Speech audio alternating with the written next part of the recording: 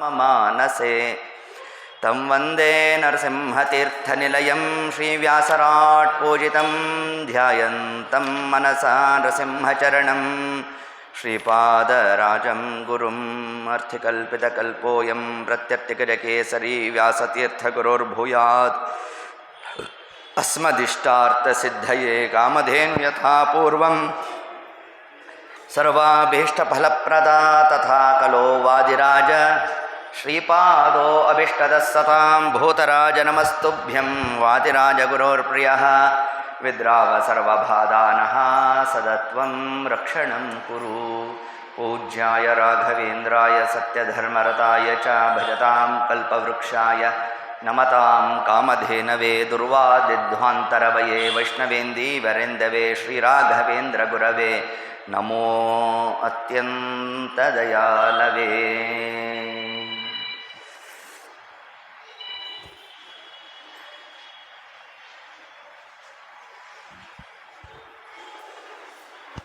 ಕಾಂತಾಯ ಕಲ್ಯಾಣಗುಣೈಕಧಾಮ್ನೇ ನವದ್ಯುನಾಥ ಪ್ರತಿಮಪ್ರಭಾಯ ನಾರಾಯಣಾಯ ಅಖಿಲಕಾರಣಾಯ ಶ್ರೀಪ್ರಾಣನಾಥಾಯ ನಮಸ್ಕರೋಮಿ. ಅನಾಕುಲಂ ಗೋಕುಲಮುಲ್ಲಲಾಸಾಯತ್ಪಾಲಿತಂ ನಿತ್ಯಮನ ವಿಲಾತ್ಮ ತಸ್ಮೈ ನಮೋ ನೀರದ ನೀಲಭಾಸೆ ಕೃಷ್ಣಾಯ ಕೃಷ್ಣ ರಮಣಪ್ರಿಯಾಯ ಅಪಿತ್ರಿಲೋಕ್ಯ ಬಹಿರುಲ್ಲಸಂತಿ ತಮೋಹರಂತಿ ಮುಹುರಾಂತರಂಚ ದಿಶ್ಯಾದೃಶಂ ನೋ ವಿಶದಾಂ ಜಯಂತಿ ಮಧ್ವಸ್ಯ ಕೀರ್ತಿರ್ ದಿನನಾಥ ದೀಪ್ತಿಂ. ಶ್ರೀ ಗುರುಭ್ಯೋ ನಮಃ. ಹರಿ ಓಂ. ಯತ್ಕಿಂಚಿತ್ ಪೂರ್ವಕಥಾನುವಾದ. ಇಲ್ಲಿ ತನಕ ನೋಡಿದಂತೆ ಶ್ರೀಮದಾಚಾರ್ಯರ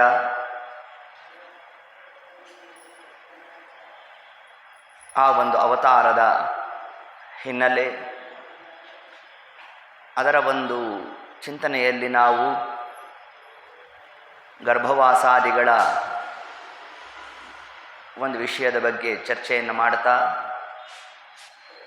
ಮುಖ್ಯ ಪ್ರಾಣದೇವರಿಗೆ ಗರ್ಭವಾಸಾದಿ ದುಃಖಗಳು ಸರ್ವಥಾ ಇಲ್ಲ,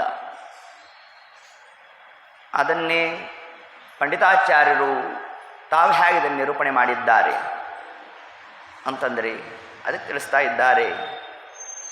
ನಿಷ್ಕಾಸಯನ್ ಪರಮಸೋ ಭಗವಾನ್ ವಿವೇಶ. ಆ 9 ತಿಂಗಳು ವೇದವತಿ ದೇವಿಯ ಗರ್ಭದಲ್ಲಿ ವಾಯುದೇವರಿದ್ರ ಇರಲಿಲ್ಲ ಅಂತ ತಿಳಿಸ್ತಾರೆ. ಮತ್ತು ಹಾಗಾದ್ರೆ ಯಾರು ಒಬ್ರು ಇರಬೇಕಲ್ಲ ಅಂತಂದರೆ ಒಬ್ಬ ಜೀವ ಇದ್ದ, ಮಣಿಭದ್ರ ಅನ್ನೋ ಒಬ್ಬ ದೈತ್ಯ. ಈತ ತಾನು ಒಂದಾವರ್ತಿ ಬ್ರಹ್ಮದೇವರನ್ನು ಸ್ತೋತ್ರ ಮಾಡ್ತಾ ಒಂದು ವರವನ್ನು ಕೇಳಿದ್ದ. 32 ಸಲ್ಲಕ್ಷಣವಾದ ಶರೀರ ಬೇಕು ಅಂದ್ಬಿಟ್ಟ. ಕಲಿಯುಗದಲ್ಲಿ ಆಗ್ತದೆ ಹೋಗು ಅಂತಂದರು. ಅದರಂತೆ ಆ ವೇದವತಿ ದೇವಿಯ ಗರ್ಭದಲ್ಲಿ ಏನಾ ಒಂದು 32 ಲಕ್ಷಣೋಪೇತವಾದಂತಹ ಶರೀರ ನಿರ್ಮಾಣ ಆಗ್ತಾ ಇರಬೇಕು. ಅದರಲ್ಲಿ ಆ ಜೀವ ಪ್ರವೇಶ ಮಾಡಿರಬೇಕು. ಪ್ರಸವ ಆದ ನಂತರದಲ್ಲಿ ಜೀವನನ್ನು ಹೊರಗೆ ಹಾಕಿ ತರುವಾಯ ವಾಯುದೇವರು ಪ್ರವೇಶ ಮಾಡಿದ್ದು ಹಂಗಲ್ಲ ಅಲ್ಲ. ಪ್ರಸವದ ಪೂರ್ವದಲ್ಲೇ ಮುಖ್ಯ ಪ್ರಾಣದೇವರು ತಾವು ಪ್ರವೇಶವನ್ನು ಮಾಡುತ್ತಾ ಅಂಶೇನ ವಾಯುರವತೀರ್ಯ ಸರೂಪ್ಯ ಪೀಠೆ ವಿಷ್ಣುಂ ಪ್ರಣಮ್ಯ ಭವನಂ ಪ್ರಯಯೋ ತದೀಯಂ. ಅವತಾರ ಪೂರ್ವದಲ್ಲಿ ಮುಖ್ಯ ಪ್ರಾಣದೇವರು ಅಂಶೇನ ತಾವು ಅವತಾರವನ್ನು ಮಾಡುತ್ತಾ ವಿಷ್ಣುಂ ಪ್ರಣಮ್ಯ ಮೊದಲಿಗೆ ಪರಮಾತ್ಮನಿಗೆ ನಮಸ್ಕಾರವನ್ನು ಮಾಡಿದರು. ಇದು ಸರ್ವಕಾಲಿಕವಾಗಿ ವಾಯುದೇವರಲ್ಲಿರ್ತಕ್ಕಂತಹ ಒಂದು ಲಕ್ಷಣ. ಯಾವ ಕಾರ್ಯವನ್ನು ತಾವು ಮಾಡೋ ಪೂರ್ವದಲ್ಲೂ ಮೊದಲಿಗೆ ಏನು ಮಾಡ್ತಾ ಇದ್ದರು? ದೇವರಿಗೆ ನಮಸ್ಕಾರವನ್ನು ಮಾಡುವುದು. ಹನುಮದ ಅವತಾರದಲ್ಲೂ ಇದನ್ನು ನಾವು ಕಂಡಿದ್ದೇವೆ. ತಾವು ಮಹೇಂದ್ರ ಪರ್ವತದ ಮೇಲೆ ನಿಂತಿದ್ದಾರೆ. ನಿಂತಹ ಕಾಲಕ್ಕೆ ಮೊದಲು ಮಾಡಿರ್ತಕ್ಕಂತಹ ಕಾರ್ಯ ಏನು? ನಮೋ ನಮೋ ನಾಥ ನಮೋ ನಮಸ್ತೆ, ನಮೋ ನಮೋ ರಾಮ ನಮೋ ನಮಸ್ತೆ, ಪುನಃ ಪುನಸ್ತೆ ಚರಣಾರವಿಂದಂ ನಮಾಮಿ ನಾಥೇತಿ ನಮನ್ ಸರೇ ಮೇ. ಪಾದಾರವಿಂದ ಪ್ರಣತೋ ಹರೀಂದ್ರ. ಮೇಲಿಂದ ಮೇಲೆ ಮುಖ್ಯ ಪ್ರಾಣದೇವರ ಗುಣವನ್ನು ಪ್ರತಿಪಾದನೆ ಮಾಡಬೇಕಾದರೆ ಯಾವ ವಿಷಯ ತಗೊಂಡಿದ್ದಾರೆ ಅಂತಂದರೆ ಪರಮಾತ್ಮನಿಗೆ ನಮಸ್ಕಾರ. ಮುಂದೆಯೂ ಇದೇ ಭಾಗ ಬರ್ತದೆ. ಈಗಿನ್ನೂ ಅವತಾರ ಮಾಡಿಲ್ಲ. ಅವತಾರ ಪೂರ್ವದಲ್ಲಿ ತಾವು ಆ ವೇದವತಿ ದೇವಿಯ ಗರ್ಭವನ್ನು ಪ್ರವೇಶ ಮಾಡಬೇಕು. ಪ್ರವೇಶ ಮಾಡುವ ಪೂರ್ವದಲ್ಲಿ ಮೊದಲು ಮಾಡಿರ್ತಕ್ಕಂತಹ ಕಾರ್ಯ ಏನು? ವಿಷ್ಣುಂ ಪ್ರಣಮ್ಯ, ಪರಮಾತ್ಮನಿಗೆ ನಮಸ್ಕಾರ ಮಾಡಿದರು. ಇಷ್ಟು ತಿಳಿಸಿದರು. ರುಕ್ಮಿಣೀಶ ವಿಜಯದಲ್ಲಿ ಏತದಂಶವನ್ನು ನಮಗೆ ಉಲ್ಲೇಖ ಮಾಡ್ತಾ ಪರಮಾತ್ಮ ಲಕ್ಷ್ಮೀದೇವಿಗೆ ಆಜ್ಞೆ ಮಾಡ್ದ, ನೀನು ದುರ್ಗಾದೇವಿಯಾಗಿ ಬರಬೇಕು ಅಂತಂದ. ಅಂದಾಗ ಮೊಟ್ಟ ಮೊದಲನೇ ಕಾರ್ಯ ಲಕ್ಷ್ಮೀದೇವಿ ತಾನೇನು ಮಾಡಿದ್ಲು? ವಿಷ್ಣು ಪ್ರಣಮ್ಯ, ಪರಮಾತ್ಮನಿಗೆ ನಮಸ್ಕಾರ ಮಾಡಿದ್ಲು ಅಂತೆ.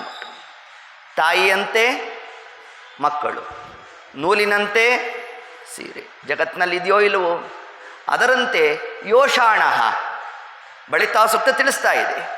ವಾಯುದೇವರಿಗೆ ತಾಯಿ ಆಗಬೇಕಾದ್ರೆ ಯಾರಾಗಿರಬೇಕು? ಲಕ್ಷ್ಮೀದೇವಿನೇ ಆಗಿರಬೇಕು. ಆ ಲಕ್ಷ್ಮೀದೇವಿಯ ಗುಣ ವಾಯುದೇವರಲ್ಲಿ ಪ್ರತಿಬಿಂಬಿಸ್ತಾ ಇದೆ ಅನ್ನೋ ಒಂದು ಅಂಶವನ್ನೇ ನಮಗಿಲ್ಲಿ ತಿಳಿಸ್ತಾ ವಿಷ್ಣುಂ ಪ್ರಣಮ್ಯ, ತಾವಿನ್ನೂ ತಾಯಿಯ ಗರ್ಭವನ್ನು ಪ್ರವೇಶ ಮಾಡಿಲ್ಲ. ಅಂಶೇನ ವಾಯು ಅವತೀರ್ಯ ಸರೂಪ್ಯ ಪೀಠೆ, ಆ ರಜತ ಪೀಠಪುರವನ್ನು ತಾವಿನ್ನು ಪ್ರವೇಶ ಮಾಡಬೇಕು. ಏತತ್ಪೂರ್ವದಲ್ಲೇ ವಿಷ್ಣುಂ ಪ್ರಣಮ್ಯ, ಪರಮಾತ್ಮನಿಗೆ ನಮಸ್ಕಾರಾದಿಗಳನ್ನು ಮಾಡ್ತಾ ಸಂಪೂರ್ಣ ಲಕ್ಷಣ ಚಣಂ ನವರಾಜಮಾನ.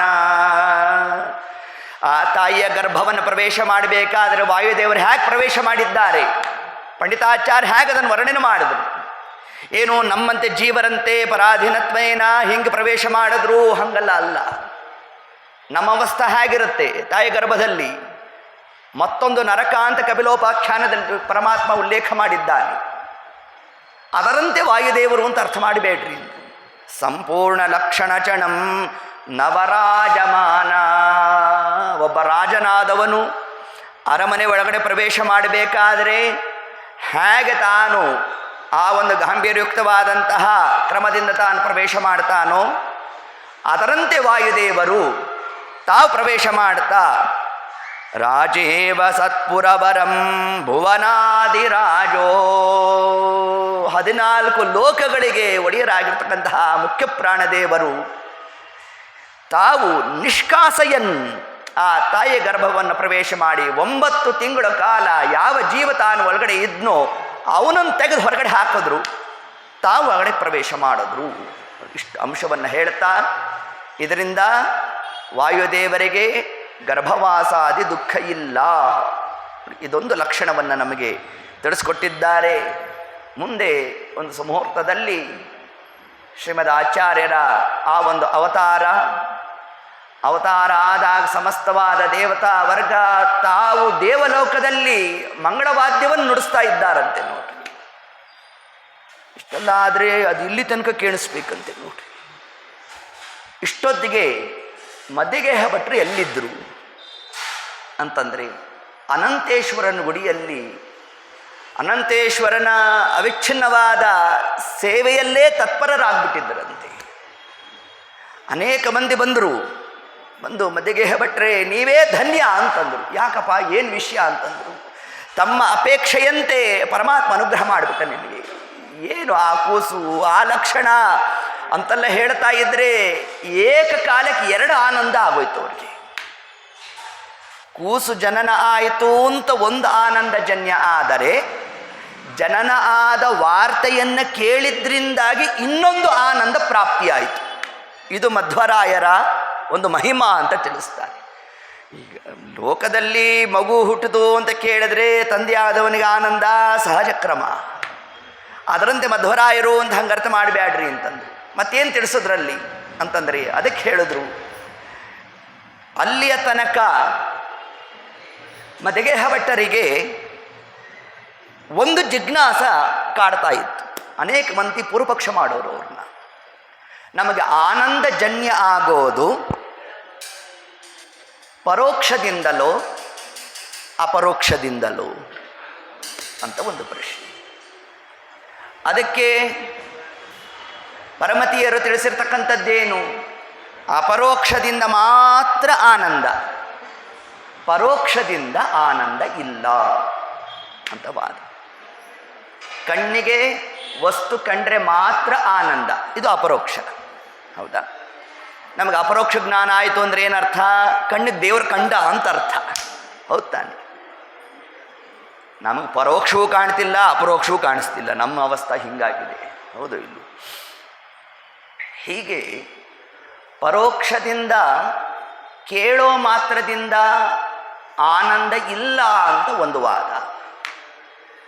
ವಸ್ತುವನ್ನು ಯಥಾವತ್ತಾಗಿ ನಾವು ಕಂಡಾಗ ಮಾತ್ರ ಆನಂದಜನ್ಯ, ಈ ಒಂದು ಜಿಜ್ಞಾಸೆ ಇದ್ದಾಗ ಮಧ್ಯಗೇಹ ಭಟ್ಟರಿಗೆ ತಾವೇನು ಅದ್ಯಾಪಿ ಅನಂತೇಶ್ವರನ ಗುಡಿಯಲ್ಲಿ ತಾವಿದ್ದರು ಇದ್ದಾಗ ಅನೇಕ ಮಂದಿ ಬಂದು ಆ ಒಂದು ಕೂಸಿನ ವರ್ಣನೆಯನ್ನು ತಾವು ಮಾಡ್ತಾ ಇದ್ದರೆ,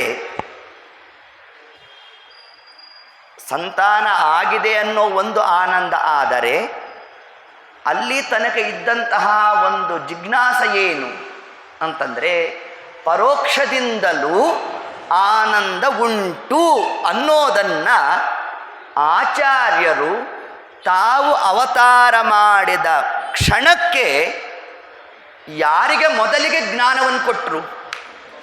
ತಾವು ಯಾರನ್ನು ನಿಮಿತ್ತ ಮಾಡಬೇಕು ಅಂತ ಭಗವದಾಜ್ಞೆ ಆಗಿತ್ತೋ ಅವರಿಗೆ ಮೊದಲಿಗೆ ತತ್ವಜ್ಞಾನವನ್ನು ತಾವು ಸ್ಫುಟ ಮಾಡಿ ಕೊಟ್ಬಿಟ್ರು. ಅದ್ಯಾಪಿ ಮಧ್ಯಗೇಹ ಭಟ್ಟರು ತಮ್ಮ ಕೂಸಿನ ಲಕ್ಷಣವನ್ನು ಮಾತ್ರ ಸಂಪೂರ್ಣ ಲಕ್ಷಣ ಚಣಂ ನವರಾಜಮಾನಂ, ಏನು ಆ 32 ಸಲ್ಲಕ್ಷಣವನ್ನು ಒಬ್ಬೊಬ್ಬರು ಬಂದು ವರ್ಣನೆಯನ್ನು ಮಾಡ್ತಾ ಇದ್ದರೆ ಇನ್ನೂ ಅದ್ಯಾಪಿ ಕೂಸನ್ನು ತಾವು ಕಂಡೇ ಇಲ್ಲ. ಆದರೂ ಆನಂದ ಪ್ರಾಪ್ತಿಯಾಯಿತು. ಇದರಿಂದಾಗಿ ಕೇವಲ ಅಪರೋಕ್ಷದಿಂದ ಮಾತ್ರ ಆನಂದ ಅಲ್ಲ, ಪರೋಕ್ಷದಿಂದಲೂ ಆನಂದ ಉಂಟು ಅನ್ನೋ ಒಂದು ಸಿದ್ಧಾಂತವನ್ನೇ ಇದು ಮಧ್ವರಾಯರಲ್ಲಿ ಇರತಕ್ಕಂತಹ ಗುರುತ್ವದ ಲಕ್ಷಣ. ಯಾಕೆ ವಾಯುದೇವರನ್ನು ನಾವು ಜಗದ್ಗುರುಗಳು, ವಿಶ್ವಗುರುಗಳು, ತ್ರೈಲೋಕ್ಯಾಚಾರ್ಯರು ಅಂತ ಸುಮ್ಮನೆ ಹೇಳ್ತಾ ಇದ್ದೇವೆ? ನಾವು ಮಧ್ವರಾಯರ ಅನುಯಾಯಿಗಳಾಗ್ಬಿಟ್ಟಿದ್ದೇವೆ. ಅದಕ್ಕೋಸ್ಕರ ನಾವೇನೋ ಅವ್ರನ್ನೊಂದು ಸ್ವಲ್ಪ ಇದು ಮಾಡಬೇಕಲ್ರಿ, ಹಂಗೆ ಮಾಡ್ತಾ ಇದ್ದೇವೆ ಅಂತ ಅನ್ಕೋಬೇಡ್ರಿ. ನಮಗೆ ತತ್ವಜ್ಞಾನ ಬರಬೇಕು ಅಂತಂದರೆ ಮಧ್ವರಾಯರ ಗ್ರಂಥ ಓದಿದ ಮೇಲೆ ತತ್ವಜ್ಞಾನ ಅಲ್ಲ, ಉಳಿದವರಂತೆ ಆಗಿ ಹೋಗ್ತಾರೆ. ಮತ್ತೆ ಹಂಗರ್ಥ ಅಲ್ಲ. ಮಧ್ವರಾಯರ ಚರಿತ್ರೆಯನ್ನು ನೋಡೋ ಕಾಲಕ್ಕೆ ನಮಗೆ ಯಥಾರ್ಥ ಜ್ಞಾನ ಪ್ರಾಪ್ತಿಯಾಗಬೇಕು. ಇದು ಮಧ್ವರಾಯರಲ್ಲಿರ್ತಕ್ಕಂತಹ ವಿಶ್ವಗುರುತ್ವ. ಇದನ್ನು ತಿಳಿಸು. ವಿಶ್ವಗುರೋರ್ ವಿಶುದ್ಧಾಂ ವಕ್ಷಾಮಿ ವಾಯೋರ್ ಅವತಾರ ಲೀಲಾ.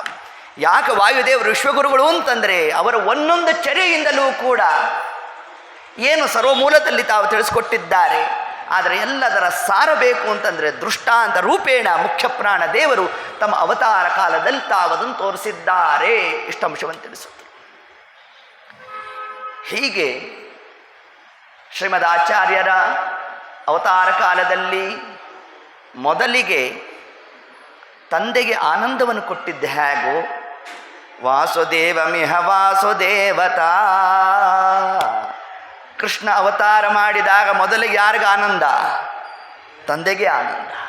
ಹೌದು, ಇದು ಆ ವಿರಾಟ್ ರೂಪವನ್ನು ಪರಮಾತ್ಮ ತಾನು ತೋರ್ತಾ ಇದ್ರೆ ಹೇ ತಾತ ಅಂತ ಸ್ತೋತ್ರ ಮಾಡಿದ್ದಂತೆ ವಸುದೇವ. ಹಿಂಗೆ ಸ್ತೋತ್ರ ಮಾಡ್ತಾ ಸ್ವಾಮಿ ಈ ರೂಪವನ್ನು ಉಪಸಂಹಾರ ಮಾಡು ಅಂತ ಸ್ತೋತ್ರ ಮಾಡೋದಂತೆ, ಪರಮಾತ್ಮ ಬಾಲರೂಪವನ್ನು ತಗೊಳ್ಳೋದಂತೆ, ಅದನ್ನು ತಾವು ನೋಡೋದಂತೆ, ಅದರಿಂದ ಆನಂದಜನ್ಯ ಆಗೋದಂತೆ. ಹೀಗೆ ಆ ಕೃಷ್ಣಾವತಾರದಲ್ಲಿ ಮೊದಲಿಗೆ ಹೇಗೆ ತಂದೆ ತಾಯಿಗೆ ಆನಂದ ಕೊಟ್ಟರೋ, ಪ್ರತಿಬಿಂಬರಾದ ಮುಖ್ಯ ಪ್ರಾಣದೇವರು ಕೂಡ ಮೊದಲಿಗೆ ತತ್ವಜ್ಞಾನ ದ್ವಾರ ಮೊದಲನೇ ಆನಂದ ಯಾರಿಗೆ? ತಂದೆಗೆ ಅನುಗ್ರಹ ಮಾಡಿದ್ರು. ಇದರ ತಾತ್ಪರ್ಯ ಬಿಂಬ ಪ್ರತಿಬಿಂಬ ಭಾವ. ಇಷ್ಟು ಅಂಶವನ್ನು ನಮಗೆ ತಿಳಿಸ್ತಾ ಅಲ್ಲಿ ಕೃಷ್ಣನಿಗೆ ಹೇಗೆ ಸಾಧನೆ ಮಾಡಿದ್ರು ಅಂತಂದರೆ ಎಲ್ಲರೂ ಕೃಷ್ಣಂಗೆ ಹಾಲು ಕೊಡೋದು, ಬೆಣ್ಣೆ ಕೊಡೋದು, ಮೊಸರು ಕೊಡೋದು, ಕೃಷ್ಣ ಬರಲಿ ಎಂದು ಕಾಯ್ತಾ ಇರೋದು, ಅವನು ಬಂದರೆ ಸಾಕು ಅಂತ ಏನು ಮನೆ ಬಾಗಿಲಲ್ಲಿ ನಿಂತುಬಿಟ್ಟಿರೋರಂತೆ ನೋಡ್ರಿ. ಪರಮಾತ್ಮ ತಾನಾಗೆ ಬಂದು ಸ್ವೀಕಾರ ಮಾಡೋದು, ಅದನ್ನು ನೋಡೋದು, ಅದರಿಂದಾಗಿ ಅವ್ರಿಗೆ ಮೋಕ್ಷಾದಿಗಳ ಜನ್ಯ ಅಂತ ಪರಮಾತ್ಮ ತಾನು ಉಲ್ಲೇಖ ಮಾಡ್ತಾ ಇರೋಣ. ಹೌದು ತಾನೆ? ಇದನ್ನು ನಾವೆಲ್ಲ ಕೇಳಿದ್ದೇವೆ ತಾನೆ. ವಾಸುದೇವಮಿಹ ವಾಸುದೇವತಾ, ಮಧ್ವರಾಯರು ಕೂಡ ಇದೇ ಕಾರ್ಯ ಮಾಡಿಬಿಟ್ರು. ಯಾವಾಗ ಆ ಬಾಲರೂಪವನ್ನು ಕಂಡಂತಹ ಆ ಪೂರ್ವಾಲಯದ ಒಬ್ಬ ಬ್ರಾಹ್ಮಣ ತಾನು ನೋಡ್ತಾ ಇದ್ದಂತೆ ಚಿತ್ರವಾದ ಆನಂದ ಪ್ರಾಪ್ತಿಯಾಗೋಯಿತು. ಅವನ ಮನಸ್ಸಲ್ಲಿ ಒಂದು ಸಂಕಲ್ಪ ಬಂತು, ಈ ಕೂಸಿಗೆ ನಾನೊಂದು ಗೋದಾನ ಮಾಡಬೇಕು ಅಂತ ಅನ್ಕೊಂಬಿಟ್ಟ. ಗೋದಾನ ಮಾಡಿದ್ಯಾಕೆ? ಅದರಿಂದ ಹಾಲು ಬರಬೇಕು, ಆ ಹಾಲನ್ನೇ ನೀವು ಕೂಸು ಕೊಡಿಸ್ಬೇಕು. ಇಷ್ಟು ಅನುಗ್ರಹ ಮಾಡ್ರಿ ಇಂದ ಮದಿಗೆ ಭಟ್ರನ್ನ ಬ್ರಾಹ್ಮಣ. ಮತ್ತೇನೇನೇನೇನೇನು ಅಪೇಕ್ಷೆ ಇಡಲಿಲ್ಲ. ಕೇವಲ ಮಗುವಿನ 32 ಲಕ್ಷಣೋಪೇತವಾದ ಆ ಶರೀರವನ್ನು ನೋಡ್ತಾ ಮನಸ್ಸಿನಲ್ಲಿ ಆ ಒಂದು ಆನಂದವನ್ನು ತಾನು ಅನುಭವಿಸ್ತಾ ಇದ್ದಂತೆ. ಅದನ್ನು ನೋಡ್ತಾ ನಾನು ಕೊಡೋ ಗೋವಿನಿಂದ ಈ ಕೂಸಿಗೆ ನೀವು ಹಾಲನ್ನು ಕುಡಿಸಿದ್ರೆ ಅಷ್ಟು ಸಾಕು ಅಂದ. ಅವಶ್ಯ ಅಂದರು ಯಾರು? ನಮ್ಮ ಮಧ್ಯಗೆ ಭಟ್. ಇದರ ಫಲ ಮುಂದೆ ಅವನಿಗೆ ಮೋಕ್ಷ ಪ್ರಾಪ್ತಿ ಆಯಿತು. ಮೋಕ್ಷಕ್ಕೆ ಜನ್ಯವಾದ ಯಥಾರ್ಥ ಜ್ಞಾನ ಪ್ರಾಪ್ತಿಯಾಯಿತು. ಮೋಕ್ಷ ಪ್ರಾಪ್ತಿ ಆಯಿತು ಅಂತ ನಿನ್ನ ಯಾರು ಮೋಕ್ಷಕ್ಕೆ ಹೋಗಿಲ್ಲ. ಮತ್ತು ಮೋಕ್ಷ ಪ್ರಾಪ್ತಿ ಆಯಿತು ಅಂದರೆ ಏನರ್ಥ? ಮೋಕ್ಷಕ್ಕೆ ಬೇಕಾದದ್ದು ಯಾವುದು? ಯಥಾರ್ಥ ಜ್ಞಾನ, ತತ್ವಜ್ಞಾನ. ಆ ತತ್ವಜ್ಞಾನ ಜನ್ಯ ಆಯ್ತಂತ. ಹೇಗೆ ಜನ್ಯ ಆಯ್ತು ಅವರಿಗೆ ಅಂತಂದರೆ, ಯಾವ ಆ ಪೂರ್ವಾಲಯ ಬ್ರಾಹ್ಮಣ ತಾನು ಒಂದು ಗೋದಾನವನ್ನು ಮಾಡಿದ್ನೋ ಆತನ ಮಗನಿಗೆ ಸಂತಾನ ಇರಲಿಲ್ಲ. ಹಿಂಗಿದ್ದಾಗ ಅದಕ್ಕೆ ಅಪೇಕ್ಷೆನೂ ಪಡಲಿಲ್ಲ, ದುಃಖವನ್ನು ಪಟ್ಟಿರಲಿಲ್ಲ. ಕೊನೆಗೆ ಒಂದು ದಿವಸ ದೇಹ ಬಿಟ್ಟ. ದಾನಂ ಧ್ರುವಂ ಫಲತಿ ಪಾತ್ರ ಗುಣಾನುಕೂಲ್ಯ. ದಾನ ಕೊಡಬೇಕಾದರೆ ಉತ್ತಮೋತ್ತಮರಿಗೆ ದಾನವನ್ನು ಕೊಡಬೇಕಂತೆ. ಇದೊಂದು ಶಾಸ್ತ್ರದ ನಿಯಮ. ದಾನ ಕೊಡಬೇಕಾದ್ರೆ ಪರೀಕ್ಷೆ ಮಾಡಿ, ದಾನ ಕೊಟ್ಟ ಮೇಲೆ ಪರೀಕ್ಷೆ ಮಾಡಬೇಡಿ. ಇದು ದೋಷಕ್ಕೆ ಕಾರಣ ಆಗುತ್ತೆ. ನೀವು ದಾನ ಕೊಡೋ ಪೂರ್ವದಲ್ಲಿ ಆ ಬ್ರಾಹ್ಮಣನಿಗೆ ಗೊತ್ತಾಗದಂತೆ ಬೇಕಾದ ಪರೀಕ್ಷೆ ಮಾಡಿಕೊಳ್ರಿ. ಇವ ಯೋಗ್ಯ ಇದ್ದಾನ, ನಾವು ಕೊಟ್ಟಿರ್ತಕ್ಕಂತಹ ಪದಾರ್ಥವನ್ನು ಯೋಗ್ಯ ರೀತಿಯಲ್ಲಿ ಇದನ್ನು ಆತ ವಿನಿಮಯ ಮಾಡ್ತಾನ, ಬೇಕಾದ ಆಲೋಚನೆ ಮಾಡಲಿಕ್ಕೆ ಶಾಸ್ತ್ರ ಅವಕಾಶ ಕೊಟ್ಟಿದೆ. ಆದರೆ ಒಂದು ಸತಿ ದಾನ ಕೊಟ್ಬಿಟ್ವಿ ಅಂತಂದರೆ ನಮಗೂ ಆ ಪದಾರ್ಥಕ್ಕೂ ಸಂಬಂಧ ಕಳಚೋಯ್ತು. ಏನೋ ಒಂದು ಗೋದಾನ ಕೊಟ್ಟಿದ್ದ, ಇಲ್ಲೇ ಪಕ್ಕದ ಬೀದಿಲಿ ಒಬ್ಬರು ಆಚಾರ್ಯ ಇದ್ದಾರೆ ಅಂತ ಕೊಟ್ಬಿಟ್ಟ. ಪ್ರತಿನಿತ್ಯ ವಾಕಿಂಗ್ ಹೋಗ್ಬೇಕಾದ್ರೆ ಇಣಕ್ಕೆ ನೋಡೋದು, ನಮ್ಮ ಹಸುನ ಹೇಗೆ ನೋಡ್ಕೊತಾ ಇದ್ದಾರೆ, ನಮ್ಮ ಹಸುನ ಹೇಗೆ ನೋಡ್ಕೊತಾ ಇದ್ದಾರೆ. ನಮ್ಮ ಹಸುನ ಅಂತ ಶಬ್ದ ಬಂದ್ಬಿಟ್ರೇನೆ ದೋಷ, ವಿತ್ತಾಪಹಾರ ಬರ್ಕೊಂಡ್ಬಿಡ್ತಾರೆ ನಮ್ಮ ಹೆಸರಲ್ಲಿ. ಯಾಕೆ? ನಂದಲ್ಲ ಅಂತ ನಾನು ಹೇಳಿದ ಮೇಲೆ ಪುನಃ ನಂದು ಅಂತ ನಾವೇನಾರು ಶಬ್ದ ಪ್ರಯೋಗ ಮಾಡಿದ್ರೆ ಏನಾಯ್ತಾಗ? ವಿತ್ತಾಪಹಾರ ದೋಷ. ಅದಕ್ಕೆ ಯಾವ ಜನ್ಮ? ನರಿ ಜನ್ಮ.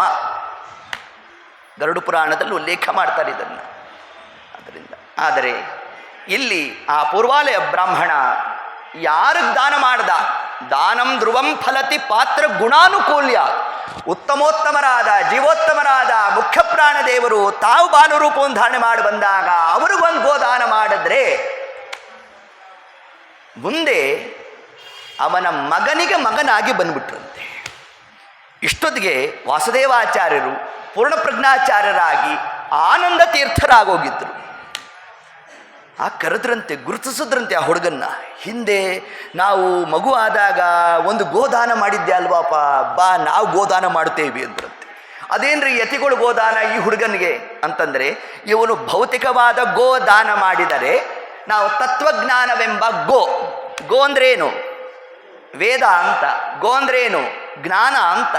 ಹೀಗೆ ಯಥಾರ್ಥವಾದ ಜ್ಞಾನವನ್ನು ಆ ಹುಡುಗನಿಗೆ ವಿಶೇಷವಾಗ್ತಾ ಉಪದೇಶವನ್ನು ಮಾಡ್ತಾ ಶ್ರೀಮದಾಚಾರ್ಯರಿಂದ ಉಪದೇಶವನ್ನು ಪಡೆದಿದ್ದಾನೆ ಅಂತಂದರೆ ಆತನಿಗೆ ಮೋಕ್ಷ ಸಿಗ್ತದೋ ಇಲ್ವೋ ರೀ?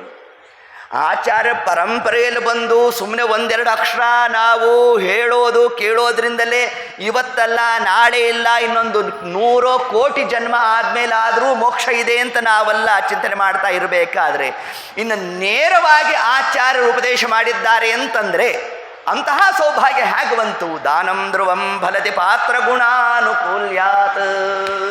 ಹೀಗೆ ಮಧ್ವರಾಯರಿಗೆ ಒಂದು ವಾಟಕ ಹಾಲನ್ನು ಕೊಡಿಸಿದ್ದಕ್ಕೆ ಅಮೃತತ್ವ ಹೇಗೆ ಪ್ರಾಪ್ತಿಯಾಯಿತೋ ಇದು ಎಲ್ಲಿಂದ ಬಂತು?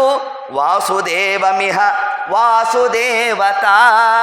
ದ್ವಾಪರ ಯುಗದಲ್ಲಿ ಕೃಷ್ಣನಿಗೆ ಯಾರ್ಯಾರು ಒಂದೊಂದು ಲೋಟ ಹಾಲು ಕೊಟ್ಟಿದ್ರಲ್ಲ ನಮ್ಮ ದೇವರಿಂದ ಕೊಟ್ಟಿದ್ದನ್ನು ಅನಂತ ಮಡಿ ಮಾಡಿ ಕೊಡುವೆ ಅಂತ. ನೀವು ಒಂದು ಲೋಟ ಹಾಲು ಕೊಟ್ಟರೆ ನಿಮಗೆ ಕ್ಷೀರ ಸಮುದ್ರದ ದರ್ಶನ ಮಾಡಿಸ್ತೇನೆ ಎನ್ನಂತೆ ಪರಮಾತ್ಮ. ನೋಡ್ರಿ, ಹೌದೋ ಇಲ್ವೋ?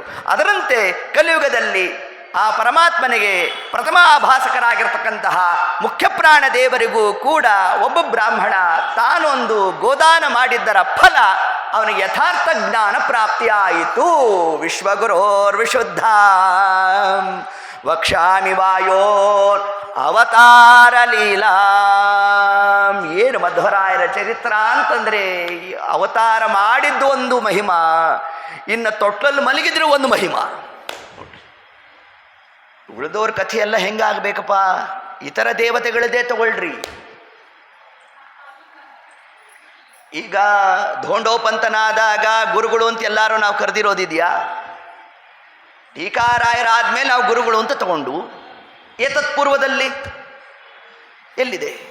ಆದರೆ ಮಧ್ವರಾಯರ ಚರಿತ್ರೆ ಹಂಗಲ್ಲ ಅಂತಂದ್ರೆ ಒಂದೊಂದು ಹೆಜ್ಜೆ ಹೆಜ್ಜೆಗೂ ಕೂಡ ತತ್ವವನ್ನು ತಾವು ಬೋಧನೆ ಮಾಡ್ತಾ, ಇದೇ ಇಂದ್ರದೇವರು ಹಿಂದೆ ತಾನು ಅರ್ಜುನನಾಗಿ ಬಂದಾಗ, ಇದೇ ವಾಲಿಯಾಗಿ ಬಂದಾಗ ಗುರುಗಳು ಅಂತ ಯಾರು ಉಪಾಸನೆ ಮಾಡಿದ್ರ? ಉಪಾಸನೆ ಮಾಡಲೇ ಇಲ್ಲ.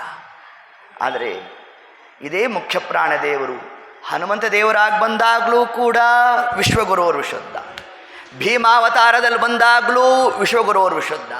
ಇನ್ನು ಮಧ್ವರಾಯರಾಗಿ ಬಂದಾಗಂತೂ ಒಂದೊಂದು ಹೆಜ್ಜೆ ಹೆಜ್ಜೆಗೂ ವಿಶಿಷ್ಟವಾದ ಮಮ ಸದ್ಗುಣ ನಿರ್ಣಯೇನ ಪರಮಾತ್ಮನ ವಿಶಿಷ್ಟವಾದ ತತ್ವಜ್ಞಾನವನ್ನು ತಾವು ನಿರ್ಣಯವನ್ನು ಮಾಡಲಿಕ್ಕಾಗಿ ತೊಟ್ಲಲ್ಲಿ ತಾವು ಮಲಗಿರೋ ಕಾಲಕ್ಕೆ ಇಷ್ಟು ಮಹಿಮಾ ತಾವೇನಲ್ಲಿ ತೋರಿದ್ದಾರೆ. ಇಷ್ಟೆಲ್ಲ ಆಯಿತು. ಇನ್ನು ಮುಂದೆ ಉಚ್ಛಾಂತಂ, ಆ ಎತ್ತಿನ ಬಾಲವನ್ನು ಹಿಡಿದ್ರಂತೆ. ಕೃಷ್ಣ ಏನು ಮಾಡ್ದ? ಗೋವುಗಳ ಹಿಂದೆ ಹೋದ. ಇಲ್ಲಿ ನಮ್ಮ ವಾಸುದೇವಾಚಾರ್ಯರು ಗೋರಾಟ್ ಹಿಂದೆ ಹೋದ್ರಂತೆ, ಎತ್ತಿನ ಬಾಲವನ್ನು ಹಿಡಿದ್ರಂತೆ.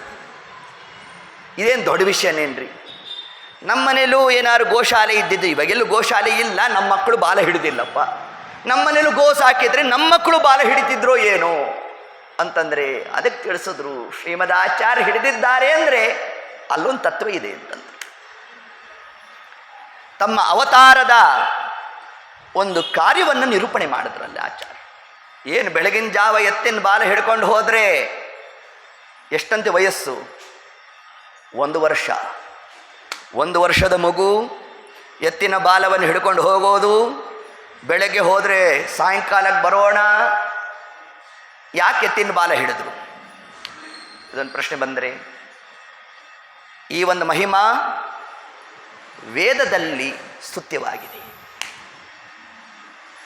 ಮೊಟ್ಟ ಮೊದಲನೇ ವಿಷಯವನ್ನು ಆಚಾರ್ಯ ಏನು ತಿಳಿಸಿದ್ರು? ನಾವು ವೇದ ಪ್ರತಿಪಾದಿತರು, ಇಷ್ಟು ಅರ್ಥ ಮಾಡ್ಕೊಳ್ರಿ. ಆಮೇಲೆ ಮುಂದಿನ ಕಥಾ, ಆಮೇಲೆ ಅದಕ್ಕೆ ವ್ಯಾಖ್ಯಾನ. ಮೊದಲಿಗೆ ಯಾವುದು? Declaration statement. ಏನು ಡಿಕ್ಲರೇಷನ್ನು? ವಾಯುದೇವರು ವೇದದಿಂದ ಸ್ತುತ್ಯರಾಗಿದ್ದಾರೆ. ರಾಘವೇಂದ್ರ ಸ್ವಾಮಿಗಳು ಪ್ರಾತಃ ಸಂಕಲ್ಪ ಗದ್ಯದಲ್ಲಿ ಈ ವಿಷಯವನ್ನು ಭಾರಿ ವಿಸ್ತಾರ ಮಾಡ್ತಾರೆ. ಪೂರ್ವ ಪ್ರಸಿದ್ಧ ವ್ಯತಿರಿಕ್ತ ರಮಾ ವ್ಯತಿರಿಕ್ತ ಅನಂತ ವೇದ ಪ್ರತಿಪಾದ್ಯ ಮುಖ್ಯತಮ. ವಾಯುದೇವರ ಬಗ್ಗೆ ಹೇಳಬೇಕಾದ್ರೆ ಪರಮಾತ್ಮ ಲಕ್ಷ್ಮೀದೇವಿಯನ್ನು ಬಿಟ್ಟು ಅವರ ಬಗ್ಗೆ ವಿಶೇಷತಃ ಹೇಳ್ತಕ್ಕಂತಹ ಸೂಕ್ತಾದಿಗಳನ್ನು ಹೊರತುಪಡಿಸಿ ಇನ್ನು ಉಳಿದಂತಹ ಎಲ್ಲ ವೇದದಿಂದಲೂ ವಾಯುದೇವರು ಸ್ತುತ್ಯರು ಅಂತ ತಿಳಿಸ್ಬಿಟ್ರು ನಮಗೆ. ಅದರಂತೆ ಎತ್ತಿನ ಬಾಲವನ್ನು ಹಿಡಿದಿದ್ದರ ಆಂತರ್ಯ ಏನು ಅಂತಂದರೆ ಅದಕ್ಕೆ ತಿಳಿಸ್ಕೊಟ್ರು. ವೇದ ಮಂತ್ರ ತಿಳಿಸ್ತಾ ಇದೆ. ವೃಷಭಸ್ಯ ದೋಹಸೆ ದಶ ಪ್ರಮತಿಂ ಜನಯಂತ ಯೋಷಾಣ ನಿರ್ಯದಿನ್ ಬುಧಾನ್ ಮಹಿಷಸ್ಯ ವರ್ಪಾಸ ಈಶಾನಾಶ್ರವಾಸ ಕ್ರಂತ ಸೂರಯಾ ಯದೇ ಮನೋ ಪ್ರತಿಭೋ ಮಧ್ವಾ ಆಧವೇ. ವೃಷಭಸ್ಯ ದೋಹಸೆ. ವೃಷಭ ಅಂದ್ರೇನು? ಎತ್ತು. ಇನ್ನು ಪುನಃ ವೃಷಭ ಅಂದ್ರೇನು? ಧರ್ಮ. ಎತ್ತು ಯಾವುದರ ದ್ಯೋತಕ? ಧರ್ಮದ ದ್ಯೋತಕ. ಈ ಕಥಾ ಎಲ್ಲಿ ಬರುತ್ತೆ ನಮಗೆ? ಭಾಗವತ ಪೂರ್ವಪೀಠಿಕಾ ಭಾಗ. ಪರೀಕ್ಷಿತ್ ಮಹಾರಾಜರು ಕಲಿ ಅನ್ವೇಷಣೆಯಲ್ಲಿ ತಾವು ಎಲ್ಲ ಕಡೆಯಲ್ಲಿ ಪರ್ಯಟನೆ ಮಾಡ್ತಾ ಕೊನೆಗೆ ಗಂಗಾ ತೀರಕ್ಕೆ ಬಂದಾಗ ಒಂದು ವಿಚಿತ್ರವಾದ ದೃಶ್ಯವನ್ನು ಕಂಡು. ಎತ್ತು ಒಂದು ಕಾಲಲ್ಲಿ ನಿಂತಿತ್ತು. ಅದರ ಕಾಲಿಗೆ ಒಬ್ಬ ಬಾರ್ಗೋಲಿಂದ ಹೊಡಿತಾ ಇದ್ದ. ಪರೀಕ್ಷಿತ್ ಮಹಾರಾಜರು ನಿರ್ಣಯ ಮಾಡಿದ್ರು, ಇವನೇ ಕಲಿಪುರುಷ ಅಂತಂದು. ಎಲ್ಲ ಏನಿದ್ರ ತಾತ್ಪರ್ಯ ಅಂತಂದರೆ, ಎತ್ತು ಅಂದರೆ ಧರ್ಮ. ಧರ್ಮಕ್ಕೆ ಎಷ್ಟು ಪಾದ? 4 ಪಾದ. ಕಲಿಯುಗದಲ್ಲಿ ಧರ್ಮ ಎಷ್ಟು ಪಾದ?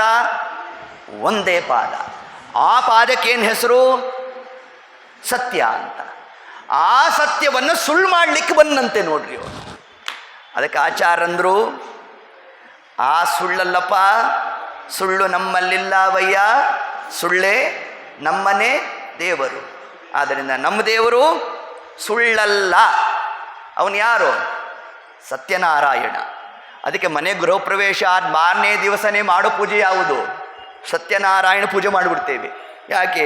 ಮುಂದೆ ನಮ್ಮ ವಂಶೀಕರು ಯಾರೂ ಕೂಡ ದೇವರು ಸುಳ್ಳು, ದೇವರು ನಿರಾಕಾರ, ಅವನು ನಿರ್ಗುಣ, ಹಂಗೆಲ್ಲ ಉಪಾಸನೆ ಮಾಡಬೇಡ್ರಪ್ಪ, ಆ ಫೋಟೋ ತಿರುಗಿಸೋ ಕಾಲಕ್ಕೆ ಬರಬೇಕು. ಇದೇನು ಪೂಜೆ?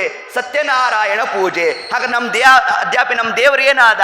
ಅವ ಸತ್ಯನಾದ, ಅವ ಸುಳ್ಳಲ್ಲ ನೋಡಿ. ಇಷ್ಟು ತಿಳಿಸ್ಲಿಕ್ಕೋಸ್ಕರ ಕಲಿಯುಗದಲ್ಲಿ ಉಳಿದಿರೋದು ಒಂದೇ ಒಂದು ಪಾದ, ಸತ್ಯ.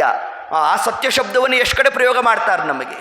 ಸತ್ಯ ಜಗಕ್ಕಿದು ಪಂಚಭೇದವು ನಿತ್ಯ ಶ್ರೀ ಗೋವಿಂದನ ಕೃತ್ಯವರಿತು ತಾರತಮ್ಯದಿ ಕೃಷ್ಣನಧಿಕೆಂದು ಸಾರಿರೈ. ಜಗಕ್ಕಿದು ಪಂಚಭೇದವು ಹೇಳಿದ್ರೆ ಸಾಕಿತ್ತು. ಸತ್ಯ ಜಗಕ್ಕಿದು ಪಂಚಭೇದವು ಯಾಕೆ ಬೇಕಿತ್ತು? ಹಾಗಾದ್ರೆ ಜಗತ್ತು ಸತ್ಯ ಜಗತ್ತು ಅಂತ ಯಾಕಂದ್ರು ಪುರಂದರದಾಸರು? ಹಿಂದಿನವರು ಸುಳ್ಳು ಜಗತ್ತು ಅಂತಂದಿದ್ರು. ಆದ್ದರಿಂದ ಜಗತ್ತು ಪರಮಾತ್ಮನಿಂದ ನಿರ್ಮಾಣವಾಗಿರೋದು, ಅದು ಮೃಷ ಅಲ್ಲ ಅಂತಂದರು. ಮತ್ತೆ ಸತ್ಯಭೂತವಾದಂತಹ ಜಗತ್ತು, ಅಂತಹ ಆ ಜಗತ್ತು ಸತ್ಯ ಅಂತ ಏನು ನಮಗೆ? ಅದಕ್ಕೆ ದ್ಯೋತಕವಾಗಿ ಧರ್ಮದ ಪ್ರತೀಕ ವೃಷಭ. ವೃಷಭದ ಒಂದು ಪಾದ ಸತ್ಯ. ಮಧ್ವರಾಯರ ಅವತಾರ ಮಾಡೋ ಪ್ರಸಂಗದಲ್ಲಿ ಏನಾಗಿತ್ತು? ವಿಜ್ಞಾನ ಭಾನುಮತಿ ಕಾಲ ಬಲೇನ ಲೀನೇ ದುರ್ಭಾಷ್ಯ ಸಂತಮಸಿ ಸಂತತಿತೋ ಜನೇಂದೇ. ಜ್ಞಾನವೆಂಬ ಸೂರ್ಯ ಅಸ್ತಂಗತನಾಗುವ ಒಂದು ಹಂತ ಬಂದ್ಬಿಟ್ಟಿತ್ತು. ಹಿಂದೆ ಹೇಳಿದಂತೆ ವಿಶ್ವಂ ಮಿಥ್ಯ ವಿಭು ಅಗುಣವಾನ್. ಇದೇ ಧರ್ಮ. ಸತ್ಯವನ್ನು ಸುಳ್ಳು ಮಾಡಲಿಕ್ಕಾಗಿ ಹೊರಟ್ರೆ ಅದಕ್ಕೆ ಆಚಾರಂದರು, ನಾವು ಅವತಾರ ಮಾಡಿದ್ಯಾಕೀಗ ಅಂತಂದರೆ ಎತ್ತಿನ ಬಾಲವನ್ನು ಹಿಡ್ಕೊಂಡು ಹೊರಟಿದ್ದೇವೆ ಅಂತಂದರೆ ಎತ್ತು ಧರ್ಮ, ಧರ್ಮವನ್ನು ಎತ್ತಿಡಿಲಿಕ್ಕಾಗಿ ನಾವು ಎತ್ತಿನ ಬಾಲವನ್ನು ಹಿಡಿದಿದ್ದೇವೆ ಅಂತ ತಿಳಿಸೋದ್ರಂತೆ ಆಚಾರ್ಯ. ಮಧ್ವರಾಯರ ಲೀಲೆ ನವರತುನದ ಮಾಲೆ ಅಂದರು ವಿಜಯರಾಯ. ಏನು ನಮ್ಮ ಮಧ್ವಾಚಾರ್ಯರ ಆ ಒಂದೊಂದು ಲೀಲೆಯನ್ನು ನಾವು ಚಿಂತನೆ ಮಾಡ್ತಾ ಇದ್ದರೆ ಎಷ್ಟು ಮಹತ್ವವನ್ನು ತಾವಲ್ಲಿ ತಿಳಿಸ್ಕೊಡ್ತಾ ಇದ್ದಾರೆ. ಹೀಗೆ ಏತತ್ ಕ್ರಮದಿಂದ ಆ ಎತ್ತಿನ ಬಾಲವನ್ನು ತಾವು ಹಿಡಿದಿದ್ದು 2 ಪ್ರಕಾರವಾಗಿ ನಮಗೆ ಅರ್ಥವನ್ನು ಕೊಟ್ಟರೆ, ಇನ್ನು 3ನೇ ಪ್ರಕಾರವಾಗಿ ಯಾಕೆ ಎತ್ತಿನ ಬಾಲ ಹಿಡಿದ್ರು ಅಂತಂದರೆ, ಮುಂದೆ ನಮ್ಮ ಗ್ರಂಥಕ್ಕೆ ಒಂದು ಎತ್ತು ವ್ಯಾಖ್ಯಾನ ಮಾಡುತ್ತೆ. ಮುಂದಿನ ಕಾರ್ಯವನ್ನು ಹಿಂದೆ ತಿಳಿಸ್ಬಿಟ್ರಂತೆ. ಅನೇಕ ಜನ ಗೃಹಸ್ಥಾಶ್ರಮ ಶಿಷ್ಯರೆಲ್ಲ ಕೇಳಿದ್ರಂತೆ, ತಮ್ಮ ಅನುವ್ಯಾಖ್ಯಾನ ಗ್ರಂಥಕ್ಕೆ ಯಾರು ಟೀಕೆ ಬರೀತಾರೆ ಅಂದರೆ ಏಷಃ ಗೋರಾಟ್ ಅಂದ್ರಂತೆ. ಗೋರಾಟ್ ಅಂದ್ರೆ ಏನು? ಎತ್ತು. ಈ ಎತ್ತು ಬರೆಯುತ್ತೆ ಅಂದ್ರಂತೆ. ಅಂದರೆ ಇಂದ್ರದೇವರೇ ಎತ್ತಾಗಿ ಬಂದಿದ್ರು ಸೇವೆ ಮಾಡಲಿಕ್ಕೆ, ಹೌದಾ? ಅದರಂತೆ ನಮ್ಮ ಭಾವವನ್ನು ಮುಂದೆ ತಿಳಿಸೋರು ಯಾರು ಅಂದರೆ ಎತ್ತಿನ ರೂಪದಲ್ಲಿ ಬಂದು ಸೇವೆಯನ್ನು ಮಾಡ್ತಕ್ಕಂಥವರು ಯಾರೋ ಅವರು ಮುಂದೆ ನಮ್ಮ ಗ್ರಂಥಕ್ಕೆ ಟೀಕೆಯನ್ನು ಬರೀತಾರೆ ಅನ್ನೋದನ್ನು ತಿಳಿಸಲು ಸುಗ ಎತ್ತಿನ ಬಾಲವನ್ನು ತಾವು ಹಿಡಿದ್ರು ಅಂತ ಇಷ್ಟು ಪ್ರಕಾರವಾಗಿ ಈ ಒಂದು ಚಿಂತನಾದಿಗಳನ್ನು ನಾವು ನಡೆಸ್ತಾ ಇನ್ನು ಮುಂದೆ ಲೀಲಾಕರೇಣ ಸಕರೇಣ ಸುಕೋಮಲೇನ ಬೀಜಾಂತರಾಣಿ ಕಿಲಕಾನಿ ಚಿದಾಶು ತಸ್ಮೈ ಲೀಲಾಕರೇಣ ಸಕರೇಣ ಸುಕೋಮಲೇನ ಶ್ರೀಮದ್ ಆಚಾರ್ಯರ ಒಂದೊಂದು ವ್ಯಾಪಾರ ಅಚಿಂತ್ಯ ಅದ್ಭುತ ಅಂತ ತಿಳಿಸ್ಕೊಡ್ತಾರೆ. ಅದರಲ್ಲಿ ಅತ್ಯಂತ ಪ್ರಸಿದ್ಧವಾದಂತಹ ಒಂದು ಚರಿತ್ರೆ, ನಾವು ನೀವು ಪಾಚಕಕ್ಕೆ ಹೋದಾಗಲ್ಲ ಕೇಳೋ ಒಂದು ಚರಿತ್ರೆ ಯಾವುದದು ಅಂತಂದರೆ ಬೀಜಾಂತರಾಣಿ. ಪಾಚಕಕ್ಕೆ ಹೋದರೆ ಏನು ತರ್ತೇವೆ ನಾವು? ಹುಣಸೆ ಬೀಜ. ಯಾಕೆ ತರ್ತೇವೆ? ಒಬ್ಬ ಧನಿಕನಿಗೆ ಅದು ಸುವರ್ಣ ಆಯಿತು. ಹಾಗಾದರೆ ಈಗ ಹೆಂಗಿದ್ರು ಸುವರ್ಣದ ರೇಟು ಎಟಕ್ತಾ ಇಲ್ಲ. ಪಾಚಕಕ್ಕೆ ಹೋಗಿ ಒಂದು 5-10 ತಗೊಂಡು ಪೆಟ್ಟಿಗೆಯಲ್ಲಿ ಇಟ್ಬಿಡೋಣ. ಯಾಕೆ? ನಮಗೂ ಸುವರ್ಣ ಬೇಕು, ಯಾರಿಗೆ ಬೇಡ? ಎಲ್ರಿಗೂ ಬೇಕು. ಹಾಗಾಗಿ ನಮಗೇನೋ 1 kg ಬಂಗಾರ ಕೊಡಿಸ್ಲಿಕ್ಕೆ ಮಧ್ವರಾಯರ ಅವತಾರ ಮಾಡಿದ್ರ? ಏನು ಆ ಶಬ್ದ ಅರ್ಥ? ಹುಣಸೆ ಬೀಜವನ್ನೇ ಯಾಕೆ ಕೊಟ್ಟರು ಆಚಾರ್ಯ? ಎಷ್ಟು ಮಹಿಮಾ, ಎಷ್ಟು ಆಂತರ್ಯವಂತ ನಮಗೆ ತಿಳಿಸ್ತಾರೆ. ನೇರವಾಗಿ ಕಥಾ ಶ್ರವಣ ಮಾಡಿದ್ರೆ ಹಿಂಗೆ ಅರ್ಥ ಆಗೋದುಂಟು. ಆದರೆ ಎಂದಿಗೂ ಕೂಡ ನೇರವಾಗಿ ಕಥಾ ಪ್ರಸಂಗಕ್ಕೆ ನಾವು ನಿರ್ಣಯ ಮಾಡ್ತಕ್ಕಂಥದ್ದಲ್ಲ, ಅದರ ಆಂತರ್ಯವನ್ನು ತಗೋಬೇಕು ಅಂತ ತಿಳಿಸ್ತಾರೆ. ಒಬ್ಬ ಧನಿಕ ಬಂದಿದ್ದ, ಮದಿಗೆ ಭಟ್ರು ಒಂದಿಷ್ಟು ಸಾಲ ತಗೊಂಡಿದ್ರು. ಆ ದಿವಸ ತಾನು ವಸೂಲಾತಿಗಾಗಿ ಬಂದಂತೆ. ಬಂದಾಗ ಮದಿಗೆ ಭಟ್ರ ಹತ್ರ ಹಣ ಇರಲಿಲ್ಲ. ನೀವು ಕೊಡೋ ತನಕ ಊಟಕ್ಕೆ ಬಿಡೋಲ್ಲ ಅಂದ. ಮದಿಗೆ ಭಟ್ರು ಕೂತಿದ್ರು, ಧನಿಕನು ಕೂತಿದ್ದ. ವಾಸುದೇವಾಚಾರ್ಯ ಕೇಳಿದ್ರು ತಾಯಿನ, ಯಾಕಿನ್ನೂ ತಂದೆ ಬಂದಿಲ್ಲ ಅಂತಂದ್ರು. ಬಿಡ್ತಿಲ್ಲಪ್ಪ, ಅದಕ್ಕೆ ಬಂದಿಲ್ಲ ಅಂತಂದ್ರು. ಏನು ವಿಷಯ ಅಂತಂದ್ರು. ಒಂದಿಷ್ಟು ಹಣ ತಗೊಂಡಿದ್ರು, ಅದನ್ನಿನ್ನೂ ನಾವು ಕೊಟ್ಟಿಲ್ಲಪ್ಪ, ಅದು ಕೊಡೋ ತನಕ ಬಿಡಲ್ವಂತೆ ಅಂತಂದ್ಬಿಟ್ಟು ಹೋದರು ವಾಸುದೇವಾಚಾರ್ಯರು. ಅಪ್ಪನ ಸಾಲ ತೀರಿಸೋ ಜವಾಬ್ದಾರಿ ಮಗನ ಮೇಲಿದೆ ಅಂತ ತಿಳಿಸಿದ್ರು ಜಗತ್ತಿಗೆ. ಒಂದೊಂದರಲ್ಲೂ ಒಂದೊಂದು ಭಾಗವತ ಧರ್ಮ ಅಂತ ತಿಳಿಸ್ಕೊಡ್ತಾರೆ.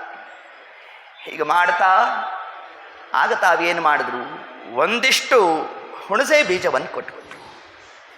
3 ವರ್ಷದ ಮಗು ಏನೋ ಪಾಪ ಪ್ರೀತಿಯಿಂದ ಕೊಟ್ಟಿದೆ ಅಂತ ಧನಿಕ ತಾನು ಒಂದು ಒಳ್ಳೆಯ ಮನಸ್ಸಿನಿಂದ ತಗೊಂಡ, ಮನೆಗೆ ಹೋಗಿ ನೋಡ್ದ, ಅದು ಸುವರ್ಣ ಆಗಿತ್ತು. ಪುನಃ ಇನ್ನೊಂದಾವರ್ತಿ ಮದ್ದಿಗೆ ಭಟ್ಟರು ಒಂದಷ್ಟು ಹಣ ಸಂಗ್ರಹ ಮಾಡಿ ಆ ಧನಿಕನ ಮನೆಗೆ ಹೋಗಿ ಕೊಡೋಷ್ಟೊತ್ತಿಗೆ ಆತ ಅಂದ, ಇಲ್ಲ ಈಗಾಗಲೇ ನಿಮ್ಮ ಹುಡುಗ ಕೊಟ್ಬಿಟ್ಟಿದ್ದ ಅಂತ ತಗೊಳ್ರಿ, ಬೇಡ ಅಂತಂದ್ಬಿಟ್ಟ. ಹಾಗಾದ್ರೆ ನಾವು ಆ ಒಂದು ಬೀಜವನ್ನು ತಂದುಬಿಟ್ರೆ ನಮಗೂ ಸುವರ್ಣ ಆಗ್ತದೆ ಅಂತ ಅರ್ಥ ಮಾಡೋದು. ಲೌಕಿಕವಾಗಿ ಅರ್ಥ ತಗೊಂಡ್ರೆ ಅದರ ಆಂತರ್ಯ ಏನು? ಹುಣಸೆ ಬೀಜವನ್ನೇ ಯಾಕೆ ಕೊಟ್ಟರು? ಅದು ಸುವರ್ಣ ಮಾಡೋ ಸಾಮರ್ಥ್ಯ ಮಧ್ವರಾಯರಿಗಿದೆ, ಅದೇನು ಎರಡನೇ ಮಾತಿಲ್ಲ. ಕಲ್ಲನ್ನೇ ಕೊಡ್ಬೋದಾಗಿತ್ತು, ಕಲ್ಲು ಕೊಟ್ಟಿದ್ರೆ ಆಗ್ತಿರ್ಲಿಲ್ವಾ? ಅದು ಸುವರ್ಣ ಆಗಲ್ವಾ? ಆಗ್ಬೋದು. ಹುಣಸೆ ಬೀಜವನ್ನೇ ಯಾಕೆ ಕೊಟ್ಟರು ಅಂತಂದರೆ ಇದರಿಂದ ಪರಮಾತ್ಮನ ವಿಶಿಷ್ಟವಾದ ಒಂದು ಗುಣ ಪ್ರತಿಪಾದನೆಯನ್ನು ಮಾಡ್ತಾರೆ ಆಚಾರ್ಯ. ಏನದು ಅಂತಂದರೆ, ಜಗತ್ತಿನಲ್ಲಿ ಒಂದು ನಾಲ್ನುಡಿ ಇದೆ. ಮರ, ಹುಣಸೆ ಮರ ಮುಪ್ಪಾದರೂ ಹುಳಿ ಮುಪ್ಪಲ್ಲ. ಹೌದಾ? ಇದೊಂದು ಜಗತ್ ಪ್ರಸಿದ್ಧ. ಅದರಂತೆ ವೇದವೆಂಬ ವೃಕ್ಷ, ಆ ವೃಕ್ಷದಲ್ಲಿ ಯಾರನ್ನ ತಿಳಿಸ್ತಾ ಇದೆ? ಪರಮಾತ್ಮನ ಗುಣಗಳನ್ನು ತಿಳಿಸ್ತಾ ಇದೆ. ಈ ವೇದ ವೃಕ್ಷ ಅನಾದಿ ಕಾಲದಿಂದ ಇದೆ. ಮರ ಮುಪ್ಪಾಗಿದೆ. ಮುಪ್ಪಾದಂತಹ ವೇದ ನಿಗಮ ಕಲ್ಪತರೋರ್ಗಲಿತಂ ಫಲಂ. ವೇದವನ್ನು ಭಾಗವತಕಾರರು ಯಾವುದಕ್ಕೆ ಹೋಲಿಕೆ ಮಾಡಿದ್ದಾರೆ? ಕಲ್ಪ ವೃಕ್ಷ, ವೃಕ್ಷಕ್ಕೆ ಹೋಲಿಕೆ ಮಾಡಿದ್ದಾರೆ. ಹೌದಾ? ಈ ವೃಕ್ಷ ಯಾವತ್ತು ಹುಟ್ಟಿದ್ದು? ಅನಾದಿ ಕಾಲದಿಂದ ಇದೆಯಂತೆ. ಆದ್ದರಿಂದ ಬಹಳ ಹಳೇದಾದ ಮರ. ಆದರೆ ಅದರಲ್ಲಿ ಪ್ರತಿಪಾದಿತವಾದ ಪರಮಾತ್ಮನ ಗುಣಗಳಿಗೆ ಎಂದಿಗೂ ಮುಪ್ಪಿಲ್ಲ. ಹೇಗೋ ಅದರಂತೆ ಈ ವೇದವೆಂಬ ವೃಕ್ಷಕ್ಕೆ ಬೀಜ ಯಾವುದು ಅಂತಂದರೆ ಇದಕ್ಕೆ ಉತ್ತರ ಕೊಡಲಿಕ್ಕೆ ನಮಗೆ ಮುಂದೆ ದೊಡ್ಡ ಒಂದು ಪರಂಪರೆ ಬಂತು. ರಾಯರ ಶಿಷ್ಯರಾದ ವಾದೀಂದ್ರ ಸ್ವಾಮಿಗಳು ತಿಳಿಸಿದ್ರು, ಯಾವುದು ಬೀಜ ಅದು ಅಂತಂದರೆ ಅದಕ್ಕೆ ತಿಳಿಸಿದ್ರು, ವ್ಯಾಸೇನ ವ್ಯುಕ್ತ ಬೀಜ ಶ್ರುತಿ ಭುವಿ ಭಗವತ್ ಪಾದಲಬ್ಧಾಂಕುರಶ್ರೀ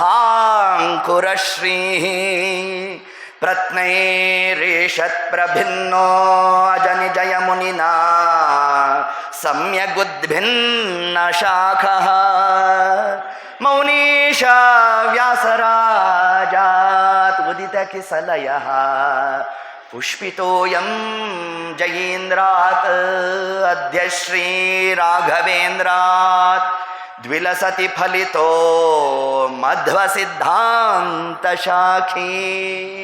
ದೊಡ್ಡ ಪರಂಪರೆ ಕೊಟ್ಬಿಟ್ರು ನಾವು. ಯಾವ ಬೀಜ ಅದು? ವ್ಯಾಸೇನ ವ್ಯುಕ್ತ ಬೀಜ, ವೇದವ್ಯಾಸ ದೇವರಿಂದ ಬಿತ್ತನೆ ಆದಂತಹ ಬೀಜ. ಎಲ್ಲಿ ಬಿತ್ತನೆ ಆಗಿದೆ? ಶ್ರುತಿ ಭುವಿ, ವೇದವೆಂಬ ಭೂಮಿಯಲ್ಲಿ ಬಿತ್ತನೆ ಆದ ಬೀಜಗಳು ಎಷ್ಟು? 564 ಬ್ರಹ್ಮಸೂತ್ರಗಳೆಂಬ ಬೀಜಗಳು. ಆ ಬೀಜಗಳು ಸುವರ್ಣ ಆಯಿತು. ಯಾರು? ಧನಿಕನಿಗೆ. ಏನು ಸುವರ್ಣ ಆಯಿತು ಅಂದರೆ ಬಂಗಾರ ಆಯಿತು ಅಂತ ನಾವು ಅರ್ಥ ಮಾಡಿದ್ವಿ. ಅಲ್ಲ, ಸುವರ್ಣ, ಸಮೀಚೀನವಾದ ವರ್ಣಗಳು ಆದವು. ಸಮೀಚೀನವಾದ ವರ್ಣ ಅಂದ್ರೇನು? ವೇದ. ಹಿರಣ್ಯವರ್ಣಾಂ ಹರಣೀಂ ಸುವರ್ಣ ರಜತಸ್ರಜಾಂ. ಸುವರ್ಣ ಅಂದರೆ ವೇದ. ವೇದಾರ್ಥ ಜ್ಞಾನ ಪ್ರಾಪ್ತಿಯಾಯಿತು. ಯಾವುದರಿಂದ? ಬೀಜದ ಸಹಾಯದಿಂದ. ಬೀಜ ಅಂದರೆ ಯಾವುದು? ಬ್ರಹ್ಮಸೂತ್ರಗಳು. ಬ್ರಹ್ಮಸೂತ್ರವನ್ನು ನಾವು ಹಿಡಿದಾಗ ನಮಗೇನು ಪ್ರಾಪ್ತಿ ಆಗತ್ತೆ? ವೇದಜ್ಞಾನ ಪ್ರಾಪ್ತಿ ಆಗುತ್ತೆ ಅನ್ನೋ ಒಂದು ಅಂಶವನ್ನೇ ಶ್ರೀಮದಾಚಾರ್ಯರು ಲೀಲಾಕರೇಣ ಸಕರೇಣ ಸುಕೋಮಲೇನ ಬೀಜಾಂತರಾಣಿ. ತಾವು ಹುಣಸೆ ಬೀಜ ಕೊಟ್ಟರು ಅಂತಂದರೆ ಭೌತಿಕ ಪದಾರ್ಥ ಅದು. ಆದರೆ ಬೀಜ ಶಬ್ದಾರ್ಥ ಏನು ಅಂತಂದರೆ ವ್ಯಾಸೇನ ವ್ಯುಕ್ತ ಬೀಜ. ವೇದವ್ಯಾಸ ದೇವರು ಯಾವ ಬೀಜವನ್ನು ತಾವು ಕೊಟ್ಟಿದ್ದಾರೆ ಅಂದರೆ ಶ್ರುತಿ ಭುವಿ ಭಗವತ್. ಆ ಶ್ರುತಿ ಭುವಿ, ವೇದವೆಂಬ ಆ ಭೂಮಿಯಲ್ಲಿ ಇರ್ತಕ್ಕಂತಹ ಆ ಎಲ್ಲ ಸಾರವನ್ನು ಬೀಜಸ್ಥಾನದಲ್ಲಿ ಕೊಟ್ಟು, ಅರ್ಥಾತ್ ನಿರ್ಣಾಯಕ ಸ್ಥಾನದಲ್ಲಿ ತಾವೇನು ಅನುಗ್ರಹ ಮಾಡಿಕೊಟ್ಟಿದ್ದಾರೆ. ಆ ಬೀಜಗಳನ್ನು ಹಿಡಿದರೆ ನಮಗೆ ಸುವರ್ಣ ಪ್ರಾಪ್ತಿ ಅಂದರೆ ವೇದದ ನೈಜಾರ್ಥ ನಮಗೆ ಸ್ಫುರಣೆ ಆಗುತ್ತೆ. ಅದನ್ನೇ ಧನಿಕ ಅಂದ. ಯಾವುದು ನಿಜವಾದ ಸುವರ್ಣವೋ ಅದರ ಜ್ಞಾನ ನನಗೆ ಆಯಿತು, ನಿಮ್ಮ ಭೌತಿಕವಾದ ಹಣ ನನಗೆ ಬೇಡ ಅಂತ ತಾನು ತಿಳಿಸಿದ್ದು. ನಾವು ನೀವು ಪಾಜಕಕ್ಕೆ ಹೋದಾಗ ಹುಣಸೆ ಬೀಜ ತರಬೇಕು. ತರೋದು ಬೇಡ ಅಂತ ಹೇಳಲಿಲ್ಲ, ತರಬೇಕು. ತಂದು ಕಪಾಟಲ್ಲಿಡೋದಲ್ಲ, ಸಂಪುಷ್ಟದಲ್ಲಿಡಬೇಕು. ಇಟ್ಟು ಪ್ರತಿನಿತ್ಯ ಅದಕ್ಕೆ ಪೂಜೆ ಮಾಡಬೇಕು. ಸ್ವಾಮಿ, ನಮಗೂ ಶ್ರುತಿ ಭುವಿ ಭಗವತ್ಪಾದ ಲಬ್ಧಾಂಕುರ ಶ್ರೀ. ನಮ್ಮಲ್ಲೂ ವೇದ ಜ್ಞಾನ ಒಂದಿಷ್ಟಾದರೂ ನಮ್ಮ ಯೋಗ್ಯತಾನುಸಾರ ತತ್ವಜ್ಞಾನ ಮುಕ್ತಿಬಾಜ ಸುಖಹಿಸಿ ಗುರು ಯೋಗ್ಯತಾ ತಾರತಮ್ಯ. ನನ್ನ ಯೋಗ್ಯತಾ ಎಷ್ಟಿದೆಯೋ ಸ್ವಾಮಿ, ಮೋಕ್ಷಕ್ಕೆ ಎಷ್ಟು ಜ್ಞಾನ ಬೇಕೋ ಅಷ್ಟು ಅನುಗ್ರಹ ಮಾಡ್ರಿ ಅಂತ ಪ್ರಾರ್ಥನೆಯನ್ನು ಮಾಡ್ತಾ ಆ ಬೀಜವನ್ನು ಸಂಪುಷ್ಟದಲ್ಲಿಟ್ಟು ನಾವು ಪೂಜೆ ಮಾಡಬೇಕೇ ಹೊರತಾಗಿ ಎಲ್ಲೋ ಮೇಜಲ್ಲೋ ಕಪಾಟಲ್ಲೋ ಅದನ್ನೇ ಇಟ್ಬಿಟ್ಟು ಏನೋ ಒಂದು ಭಂಗಾರ ಆಗೋಗ್ತದೆ ಹಂಗರ್ಥ ಮಾಡಲಿಕ್ಕಾಗಿ ಮಧ್ವರಾಯರ ಅವತಾರ ಮಾಡಿದ್ದಲ್ಲ. ಲೀಲಾಕರೇಣ ಮಧ್ವರಾಯರ ಲೀಲೆ ನವ ರತುನದ ಮಾಲೆ ಅಂತ ಏನು ತಿಳಿಸ್ಕೊಟ್ಟಿದ್ದಾರೆ. ಹೀಗೆ ಏತತ್ ಕ್ರಮದಿಂದ ಶ್ರೀಮದ್ ಆಚಾರ್ಯರ ಅವತಾರದ ಹಿನ್ನೆಲೆಯನ್ನು ಈ ಪ್ರಕಾರವಾಗಿ ನಾವು ಚಿಂತನಾದಿಗಳನ್ನು ನಡೆಸಬೇಕು ಅನ್ನೋ ಒಂದು ಅಂಶವನ್ನೇ ನಮಗೆ ಹೇಳ್ತಾ, ಏನು ಒಂದೊಂದು ಲೀಲ ಮಧ್ವರಾಯರು ತಾವು ಹೇಳ್ತಾ ಇದ್ರೆ ಸ್ವಜನ ತಾಪ ಗಮ ಗಮ ಸಂಗಮ ಪ್ರತಿಸಭಾಜಿತ ಪೂರ್ವಕ ಸಂಭ್ರಮೇ ಅವಿದುಷೇ ಜನನೀತಿ ಸಬಾಲಕ ಶರಣತೋ ರಣತೋ ನಿರಗಾನ್ರುಭಿ.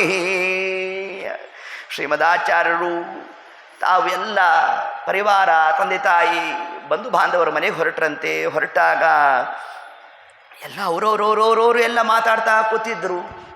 ಬಹಳ ದಿವಸ ಆದಮೇಲೆ ಬಂಧು ಬಾಂಧವರೆಲ್ಲ ಸಿಕ್ಕಿದ್ರೆ ನಾವೇನು ಮಾಡ್ತೇವೆ, ಏನೋ ಒಂದಿಷ್ಟು ಲೌಕಿಕ ಹರಟೆ ಹೊಡಿತಾ ಕೂತಿರ್ತೀವಿ. ಅದರಂತೆ ವಾಸುದೇವಾಚಾರ್ಯನ ಕರ್ಕೊಂಡು ಹೋದರು ಇವರು ಅವ್ರ ಮನೆಗೆ. ಹೋದರೆ ಏನು ಲೌಕಿಕ ಮಾತಾಡ್ತಾ ಇದ್ರು, ಆಡ್ತಾ ಇದ್ರು. ಈಗ ನಿಲ್ತದೆ ಆಗ ನಿಲ್ತದೆ ಅಂತಂದರೆ ಅದೇನು ನಿಲ್ಲೋದಲ್ವೇ ಇಲ್ಲ. ಈ ಮೊಬೈಲ್ ತಿರುಗ್ಸಕ್ಕೆ ಶುರು ಮಾಡಿಬಿಟ್ರೆ ನಿಲ್ಲೋದೇ ಇಲ್ವಲ್ಲ, ಹಂಗಾಗೋಯ್ತು ಅಂತಲ್ಲ ಕಥಾ. ಹಿಂಗಾದಾಗ ಆಗ ಮಧ್ವರಾಯರಂದರು, ನಾವು ಇದಕ್ಕಾಗಿ ಬಂದಿಲ್ವು, ನಮ್ಮ ಅವತಾರ ಹಿಂಗೆಲ್ಲ ಅರ್ಥ ಮಾಡಬೇಡ್ರಿ ಅಂತ. ನೀವೆಲ್ಲ ಮಾತಾಡ್ತೀತಾನೆ, ಮಾತಾಡ್ರಿ ಅಂತಂದು ತಾವೇನು ಮಾಡಿದ್ದಾರೆ, ಅಲ್ಲಿಂದ ಹೊರಟೇ ಬಿಟ್ರಂತೆ.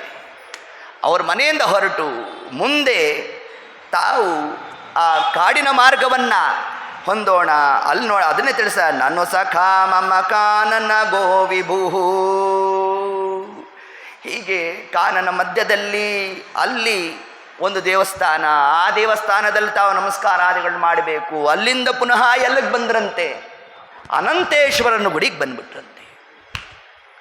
ಬಂದರು, ಅಲ್ಲಿ ನಮಸ್ಕಾರ ಮಾಡಿದ್ರು. ಇಷ್ಟು ಕಥಾ. ವಾಸುದೇವ ಇನ್ನು ಆನಂದ ತೀರ್ಥರಾದ್ಮೇಲೆ ನಮಸ್ಕಾರ ಮಾಡಿದ್ರು, ಅದನ್ನೆಲ್ಲರೂ ತಾವು ನೋಡ್ತಾ ಇದ್ರು. ಅದೇನು ದೊಡ್ಡದಲ್ಲ. ಯಾಕೆ ಯತಿಗಳು ನಮಸ್ಕಾರ ಮಾಡಬೇಕಾದ್ರೆ ನಾವಲ್ಲಿ ನೋಡ್ತಾ ಇರ್ತೇವೋ ಇಲ್ಲೋ, ದೇವ್ರ ಪಡಿಗೆ ನಮಸ್ಕಾರ ಮಾಡೋದು ನೋಡ್ತೇವೆ, ಅದೇ ಒಂದು ಆನಂದ. ಆದರೆ ಶ್ರೀಮದಾಚಾರ್ಯ ಕ್ರಮ ಹೇಗಿತ್ತು ಅಂತಂದರೆ, ವಾಸುದೇವಾಚಾರ್ಯರು 3 ವರ್ಷದ ಮಗು ಅದು. ಅವರು ನಮಸ್ಕಾರ ಮಾಡೋದನ್ನೇ ಸಮಸ್ತವಾದಂತಹ ದೇವತೆಗಳು ಅಂತರಿಕ್ಷದಲ್ಲಿ ತಾವು ಅದನ್ನು ವೀಕ್ಷಣೆ ಮಾಡ್ತಾ ಇದ್ರಂತೆ. ಆಚಾರ್ಯ ತಿಳಿಸಿದ್ರನ್ನ, ಪರಮಾತ್ಮನಿಗೆ ಒಂದು ನಮಸ್ಕಾರ ಕ್ರಮಬದ್ಧವಾಗಿ ನಾವು ಮಾಡಿದ್ದೇವೆ ಅಂತಂದರೆ ಏನು ಫಲ ಅದಕ್ಕೆ? ಸುಹಯಮೇದ ಗಣಾತಿಶಯಾಲವೋ ಹರಿ ನಮಸ್ಕೃತಯ ಸುಕೃತಾಯಿಮಾ. ಪರಮಾತ್ಮನಿಗೆ ಒಂದು ಪ್ರದಕ್ಷಿಣೆ ನಾವು ಬಂದಿದ್ದೇವೆ ಅಂತಂದರೆ ಕ್ರಮಬದ್ಧವಾಗಿ ಅಶ್ವಮೇಧ ಯಾಗ ಮಾಡಿದರೆ ಏನು ಫಲ ಬರಬೇಕು, ಅದಕ್ಕಿಂತ ಅಧಿಕವಾದ ಪುಣ್ಯ ಒಂದು ನಮಸ್ಕಾರದಿಂದ ಪ್ರಾಪ್ತಿಯಾಗುತ್ತಂತೆ. ನಮಗೆ ನಮಸ್ಕಾರ ಹೇಗೆ ಮಾಡುವುದೇ ಗೊತ್ತಿಲ್ಲ. ಕೃಷ್ಣ ತಾನು ನಮಸ್ಕಾರದ ಕ್ರಮವನ್ನು ಗೋಪಿಕಾ ಸ್ತ್ರೀಯರಿಗೆ ಪಾಠ ಮಾಡಿದ್ದ. ಯಾವಾಗ? ವಸ್ತ್ರ ತಗೊಂಡು ಮರದ ಮೇಲೆ ಕೂತ್ಬಿಟ್ಟ. ಕೂತಾಗ ಕೃಷ್ಣ ಅಂದ, ವಸ್ತ್ರ ಬೇಕಾ ಅಂದ. ಬೇಕು ಕೃಷ್ಣ, ಕೊಡು ಅಂತಂದು. ಕೊಡ್ತೇನೆ, ಆದರೆ ನಮಸ್ಕಾರ ಮಾಡ್ರಿ ಅಂತ. ಪಾಪ ಹೆಣ್ಮಕ್ಕಳು ತಾವೇನು ಮಾಡಿದ್ರು, ಸುಮ್ಮನೆ ಒಂದು ಕೈಯಿಂದ ಸಲ್ಯೂಟ್. ನಾವು ಹಾಗೆ ತಾನೇ ಕ್ರಮ ಲೋಕದಲ್ಲಿ ಬಂದಿರೋದು. ಗಾಳಿಯಲ್ಲಿ ಬರ್ತಾ ತಾನು ಹೀಗೆ ಅಂದ್ಕೊಂಡು ಹೋಗೋದಂತೆ, ಹೀಗೇನೇನೇನೇನೂ ಕ್ರಮವನ್ನು ಮಾಡ್ಕೊಂಬಿಟ್ಟಿರ್ತೇವೆ. ಕೃಷ್ಣ ಅಂದ, ಹಂಗಲ್ಲ, ಒಂದು ಕೈಯಿಂದ ನಮಸ್ಕಾರ ಮಾಡಿದರೆ ಇನ್ನೊಂದು ಕೈಯನ್ನು ಯಮಧರ್ಮರಾಜ ಕತ್ತರಿಸ್ಬಿಡ್ತಾನೆ. ಹಾಗೆ ಮಾಡಬಾರ್ದು. ಮತ್ತೇನು ಕ್ರಮ? ಅಂಜಲಿ ಬದ್ಧರಾಗಬೇಕು ಅಂದರು. ಇದನ್ನೇ ಪಂಡಿತಾಚಾರ್ಯ ತಿಳಿಸಿದ್ರು. ಮೂರ್ಧನ್ಯೇ ಶೌಂಜಲಿರ್ಮೇ ದೃಢತರ ಮಿಹತೆ ಭದ್ಯತೆ ಬಂಧ ಪಾಶಃ. ವಿಶ್ವಾಸದಿಂದ ಸೋತ್ತಮರಿಗೆ ನಾವು ಅಂಜಲಿ ಬದ್ಧರಾಗಿ ಒಂದು ನಮಸ್ಕಾರ ಮಾಡಿದ್ದೇವೆ ಅಂತಂದರೆ ಸಂಸಾರದಿಂದ ಮುಕ್ತರನ್ನಾಗಿ ಮಾಡಿಬಿಡ್ತಾನಂತೆ ಪರಮಾತ್ಮ. ಇಷ್ಟ ಮಹಿಮಾ ಒಂದು ನಮಸ್ಕಾರಕ್ಕೆ ಅಂತ ತಿಳಿಸಿದ್ದಾರೆ. ಅಲ್ಲಿ ಕೃಷ್ಣ ತಾನು ಹೇಗೆ ತಿಳಿಸಿದ್ನೋ ಆಗ ಆ ಗೋಪಿಕಾಸ್ತ್ರೀಯರೆಲ್ಲ ದೇಹದ ಮೇಲೆ ವ್ಯಾಮೋಹ ಬಿಟ್ಟು ಕೃಷ್ಣ ನಮಸ್ಕಾರ ಅಂದ್ರಂತೆ. ಸ್ವೀಕಾರ ಮಾಡಿದೆ ಎಂದ ಪರಮಾತ್ಮ ಆ ಕಾಲಕ್ಕೆ. ಹೌದೋ ಇಲ್ಲ? ನೀವು ಮಾಡಿದ ದೋಷ ಯಾವುದು? ನಿರ್ವಸ್ತ್ರರಾಗಿ ಸ್ನಾನ ಮಾಡೋದು ದೋಷ. ಆದರೆ ದೋಷ ಅಂತ ಹಾಕ್ಸಲ್ಲ ಅದನ್ನು ನಾನು. ಮತ್ತೆ ಹೆಂಗೆ ಹಾಕಿಸ್ತಾನಂತೆ? ಏನು ಅಂದಂತೆ ಪರಮಾತ್ಮ ಆ ಕಾಲಕ್ಕೆ? ಅವರು ನಿರ್ವಸ್ತ್ರರಾಗಿ ಯಾಕೆ ಅಂತಂದರೆ ದೇಹದ ಮೇಲೆ ವ್ಯಾಮೋಹ ಬಿಟ್ಟು ನನ್ನ ನಮಸ್ಕಾರ ಮಾಡಿದ್ದಾರೆ, ಅದರಿಂದ ದೋಷ ಅಲ್ಲ ಅನ್ನಂತೆ ಪರಮಾತ್ಮ ಆ ಕಾಲಕ್ಕೆ. ಹೇಗೆ ಕೃಷ್ಣಾವತಾರದಲ್ಲಿ ಪರಮಾತ್ಮ ನಮಸ್ಕಾರದ ಮಹಿಮೆಯನ್ನು ತಿಳಿಸಿದ್ದಾನೋ, ವಾಸುದೇವಮಿಹ ವಾಸುದೇವತಾ, ಅದರಂತೆ ಶ್ರೀಮದ್ ಆಚಾರ್ಯರು ವಾಸುದೇವಾಚಾರ್ಯರಾದಾಗ ಅನಂತೇಶ್ವರನ ಗುಡಿಗೆ ತಾ ಬಂದು ಸುಹಯಮೇದ ಗಣಾತಿಶಯಾಲವೋ ಹರಿ ನಮಸ್ಕೃತಯ ಸುಕೃತ ಇಮಾಹ ಇತಿ ಸುರೈರಪಿ ಭೂಸುರ ಮಂಡಲೈ. ಏನು 106 ಮಂದಿ ಸೇರಿಬಿಟ್ಟಿದ್ರಂತೆ.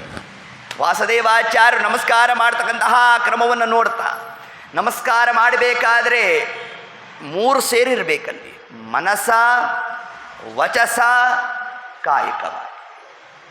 ಮನೋವಾಕ್ಕಾಯೋದಳನುಭವಿಸುವ ದಿನದ ವಿಷಯ ಸಾಧನಗಳನ್ನು ಅನಿಲಾಂತರ್ಗತವನರುಹದಳ ಲೋಚನ ಗರ್ಪಿಸಿ ದಾಸನನೆಂಬುದೇ ಫಲವಿದು ಬಾಳ್ದುದಕ್ಕೆ.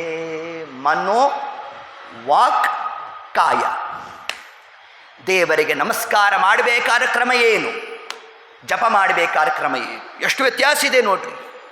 ನಮಸ್ಕಾರ ಮಾಡುವ ಕ್ರಮವನ್ನೇ ಜಪ ಮಾಡೋ ಕಾಲದಲ್ಲಿ ಮಾಡಿದ್ದೇವೆ ಅಂದರೆ ದೋಷ. ಜಪ ಮಾಡೋ ಕಾಲದ ಕ್ರಮವನ್ನೇ ನಮಸ್ಕಾರ ಮಾಡೋ ಕಾಲದಲ್ಲಿ ಪ್ರಯೋಗ ಮಾಡಿದ್ದೇವೆ ಅಂದರೆ ದೋಷ. ಎಷ್ಟು ಭಾಗವತ ಧರ್ಮವನ್ನು ಶ್ರೀಮದಾಚಾರ್ಯರು 3 ವರ್ಷದ ಮಗುವಾದಾಗ ಏನು ಆ ಕಾರ್ಯವನ್ನು ಪ್ರವೃತ್ತ ಮಾಡಿದ್ದಾರೆ. ಹಾಗಾದರೆ ಜಪ ಮಾಡಬೇಕಾದ್ರೆ ಏನು ಕ್ರಮ? ರಾಯರ ಮಂಗಳಾಷ್ಟಕದಲ್ಲಿ ಅಪಣಾಚಾರ್ಯರು ತಾವು ಈ ವಿಷಯವನ್ನು ತಿಳಿಸ್ತಾರೆ. ಮನಸಾ ಕೃತಾಚ್ಯುತ ಜಪ, ಒಂದು ಶಬ್ದ ಹಾಕಿದ್ರು. ರಾಯರು ವೃಂದಾವನದ ಒಳಗೆ ತಾವೇನು ಅಚ್ಯುತ ಜಪವನ್ನು ನಡೆಸ್ತಾ ಇದ್ದಾರೆ, ಆ ಜಪ ಹೇಗೆ ಮಾಡ್ತಾ ಇದ್ದಾರೆ? ಮನಸ್ಸಿನಿಂದ ಜಪ ಮಾಡಬೇಕಂತೆ. ನಮ್ಮಲ್ಲಿ ಜಪ 3 ಕ್ರಮ. ಹೇಗೆ ಈ ಗಾಯತ್ರಿ ಜಪ ಮನೇಲಿ ಮಾಡ್ತಾ ಇದ್ರಿ ನಮಗೂ ಒಂದೊಂದು ಭಾಸ ಆಗ್ತಾ ಇರುತ್ತೆ. ಇನ್ನೇನು ಜಪ ಪ್ರಾರಂಭ ಆಯಿತು ಅಂತಂದರೆ ಓಂ ಬರುವಾದ ಸಾಲಿ ಏನೋ ಇದೊಂದು ಶಬ್ದ ಬರ್ತಾ ಇರುತ್ತೆ. ಬರಬಾರದು. ಅಧಮ ಪ್ರಸಾದ. ಜಪ ಮಾಡಬೇಕಾದರೆ ಶಬ್ದ ಸಮೇತವಾಗಿ ನಾವೇನಾದ್ರು ಜಪ ಮಾಡಿದ್ದೇವೆ ಅಂದರೆ ಅಧಮ ಪ್ರಸಾದ. ಇನ್ನು ಅದಕ್ಕಿಂತ ಸ್ವಲ್ಪ ಉತ್ತಮ ಮಧ್ಯಮ ವರ್ಗ. ಶಬ್ದ ಬರೋಲ್ಲ, ತುಟಿ ಚಲನೆ ಮಾಡ್ತಾ ಇರ್ತೇವೆ. ಮಧ್ಯಮ ಜಪ ಮನಸ. ತುಟಿ ಚಲನೆ ಆಗಬಾರದು, ಅಂಗಚಲನೆ ಆಗಬಾರದು. ಆಗದಂತೆ ಜಪವನ್ನು ಮಾಡಬೇಕು.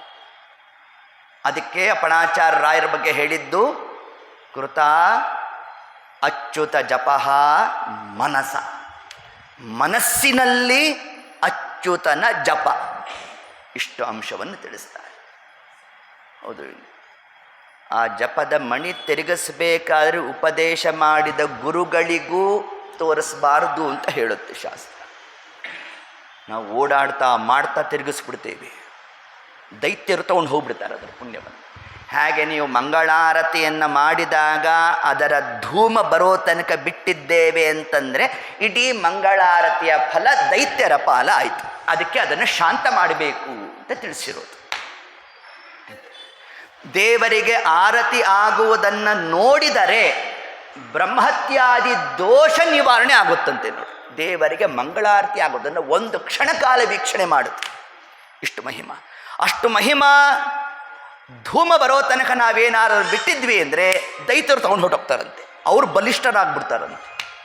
ಎಷ್ಟು ಅಂಶವನ್ನು ತಿಳಿಸ್ತಾರೆ. ಹೇಗೋ ಅದರಂತೆ ಜಪ ಮಾಡಬೇಕಾದರೆ ಮನಸ ಏಕಾಂತದಲ್ಲಿ ಇರಬೇಕು. ಜಪ ಮಾಡಬೇಕಾದರೆ ಪಾರಾಯಣ ಮಾಡಬೇಕಾದರೆ ಏಕಾಂತದಲ್ಲಿ ಪಾರಾಯಣ ಅಲ್ಲ, ಸಮೂಹದಲ್ಲಿ ಪಾರಾಯಣ ಮಾಡಬೇಕು. ಸ್ತೋತ್ರ ಮಾಡಬೇಕಾದರೆ ಗಟ್ಟಿಯಾಗಿ ಸ್ತೋತ್ರ ಮಾಡಬೇಕು. ವಾದಿರಾಜರು ಹೇಳ್ತಾರಲ್ಲ, ನೆರೆ ಹೊರೆಯು ಕೇಳುವಂತೆ ಅಂತಂದರು. ದೇವರ ಸ್ಮರಣೆ ಹೆಂಗೆ ಮಾಡಿರ್ಬೇಕಂತೆ? ಪಕ್ಕದ ಮನೆಯವರು ಕೇಳಿಸ್ತಾ ಇರಬೇಕಂತೆ. ನೀವು ಯಾವ ಕಾಲಕ್ಕೆ ದೇವರ ಯಾವ ರೂಪ ಹೇಳಿದ್ರಿ, ಇಷ್ಟು ಗಂಟೆ ಆಯ್ತು ರೀ ಅಂತ ಅವ್ರು ನಿರ್ಣಯ ತಗೋಬೇಕಂತೆ. ನೋಡಿ, ನೀವೇನಾದ್ರು ಪದ್ಮನಾಭ ಅಂತ ಕರೆದ್ರಿ ಅಂತ ಅಂದ್ಕೊಳ್ಳಿ, ರಾತ್ರಿ 12 ಗಂಟೆ ಆಯಿತು ಅಂತ ಅರ್ಥ. ಯಾಕೆ? ಮಧ್ಯರಾತ್ರಿಯಲ್ಲಿ ಪದ್ಮನಾಭ ರೂಪ. ಕೇಶವ ಅಂತ ಕೂಗಿದ್ರಿ ಪ್ರಾತಃ ಕಾಲ, ವಿಷ್ಣವೇ ನಮಃ ಅಂತಂದ್ರಿ ಮಧ್ಯಾಹ್ನ ಕಾಲ, ಇನ್ನು ಸಾಯಂಕಾಲ ಹೃಷಿಕೇಶಾಯ ನಮಃ 6 ಗಂಟೆ ಆಯ್ತಪ್ಪ, ದೀಪ ಹಾಕು, ನೋಡು ಅವ್ರು ಆಚಾರ ಕೂಗ್ತಾ ಇದ್ದಾರೆ ಹೃಷಿಕೇಶ ಅಂತ, ನೋಡು ಹಿಂಗಾಗಬೇಕಂತೆ. ನೆರೆ ಹೊರೆಯೂ ಕೇಳುವಂತೆ. ಇದನ್ನೇ ವಾದಿರಾಜ ಸ್ವಾಮಿಗಳು ತಿಳಿಸಿದ್ದು. ಪರಮಾತ್ಮನನ್ನ ಸ್ತೋತ್ರ ಮಾಡಬೇಕಾದರೆ ಗಟ್ಟಿಯಾಗಿ ಸ್ತೋತ್ರ ಮಾಡಬೇಕು. ನಮಸ್ಕಾರ ಮಾಡಬೇಕಾದ್ರೆ ಮಂತ್ರವನ್ನು ಗಟ್ಟಿಯಾಗಿ ಹೇಳುತ್ತಾ, ಹೇಳುವ ಮಂತ್ರದ ಅರ್ಥವನ್ನು ಮನಸ್ಸಿನಲ್ಲಿ ಚಿಂತನೆಯನ್ನು ಮಾಡುತ್ತಾ ಕಾಯಕವಾಗಿ ಪರಮಾತ್ಮನಿಗೆ ನಮಸ್ಕಾರವನ್ನು ಸಲ್ಲಿಸಬೇಕು. ಪುರುಷನಾದವನು ಅಷ್ಟಾಂಗ ಈರಿತಃ ಮನಸ ವಚಸ ಉರಸ ಅಂತ ಏನು ತಿಳಿಸಿದ್ದಾರೆ, ಅದರಂತೆ ಅಷ್ಟಾಂಗದಿಂದ ಪರಮಾತ್ಮನಿಗೆ ನಮಸ್ಕಾರ ಮಾಡಬೇಕು. ನಮ್ಮ ಬಲಹಸ್ತ ಪರಮಾತ್ಮನ ಬಲಪಾದಕ್ಕೆ ಅಂತ ಚಿಂತನೆ ಮಾಡಬೇಕು. ನಮ್ಮ ವಾಮಹಸ್ತ ದೇವರ ವಾಮಪಾದವನ್ನು ಸ್ಪರ್ಶ ಮಾಡ್ತಾ ಇದೆ ಅಂತ ನಾವು ಚಿಂತನೆ ಮಾಡಬೇಕು. ಆ ಪಾದದಲ್ಲಿ ಇರ್ತಕ್ಕಂಥ ಮಹಿಮಾ ಸ್ಮರಣೆಯನ್ನು ನಡೆಸಬೇಕು. ಇದೆಲ್ಲ ಮನಸ. ಕಾಯಕವಾಗಿ ನಮಸ್ಕಾರ. ದೊಡ್ಡವರು ಯಾರು ಹೋಗ್ತಾ ಇದ್ರು ಅಂದರೆ ಓವರ್ಟೇಕ್ ಮಾಡ್ಕೊಂಡು ಹೋಗೋದಲ್ಲ, ದೋಷ. ಯಾಕೆ ನಾವು ಬೇಕು ಹೋಗ್ಬೇಕಲ್ಲ, ಟು ಟು ಟು ಟು ಟು ಅಂತ ಬಂದ್ಬಿಡ್ತೇವೆ, ದೋಷ.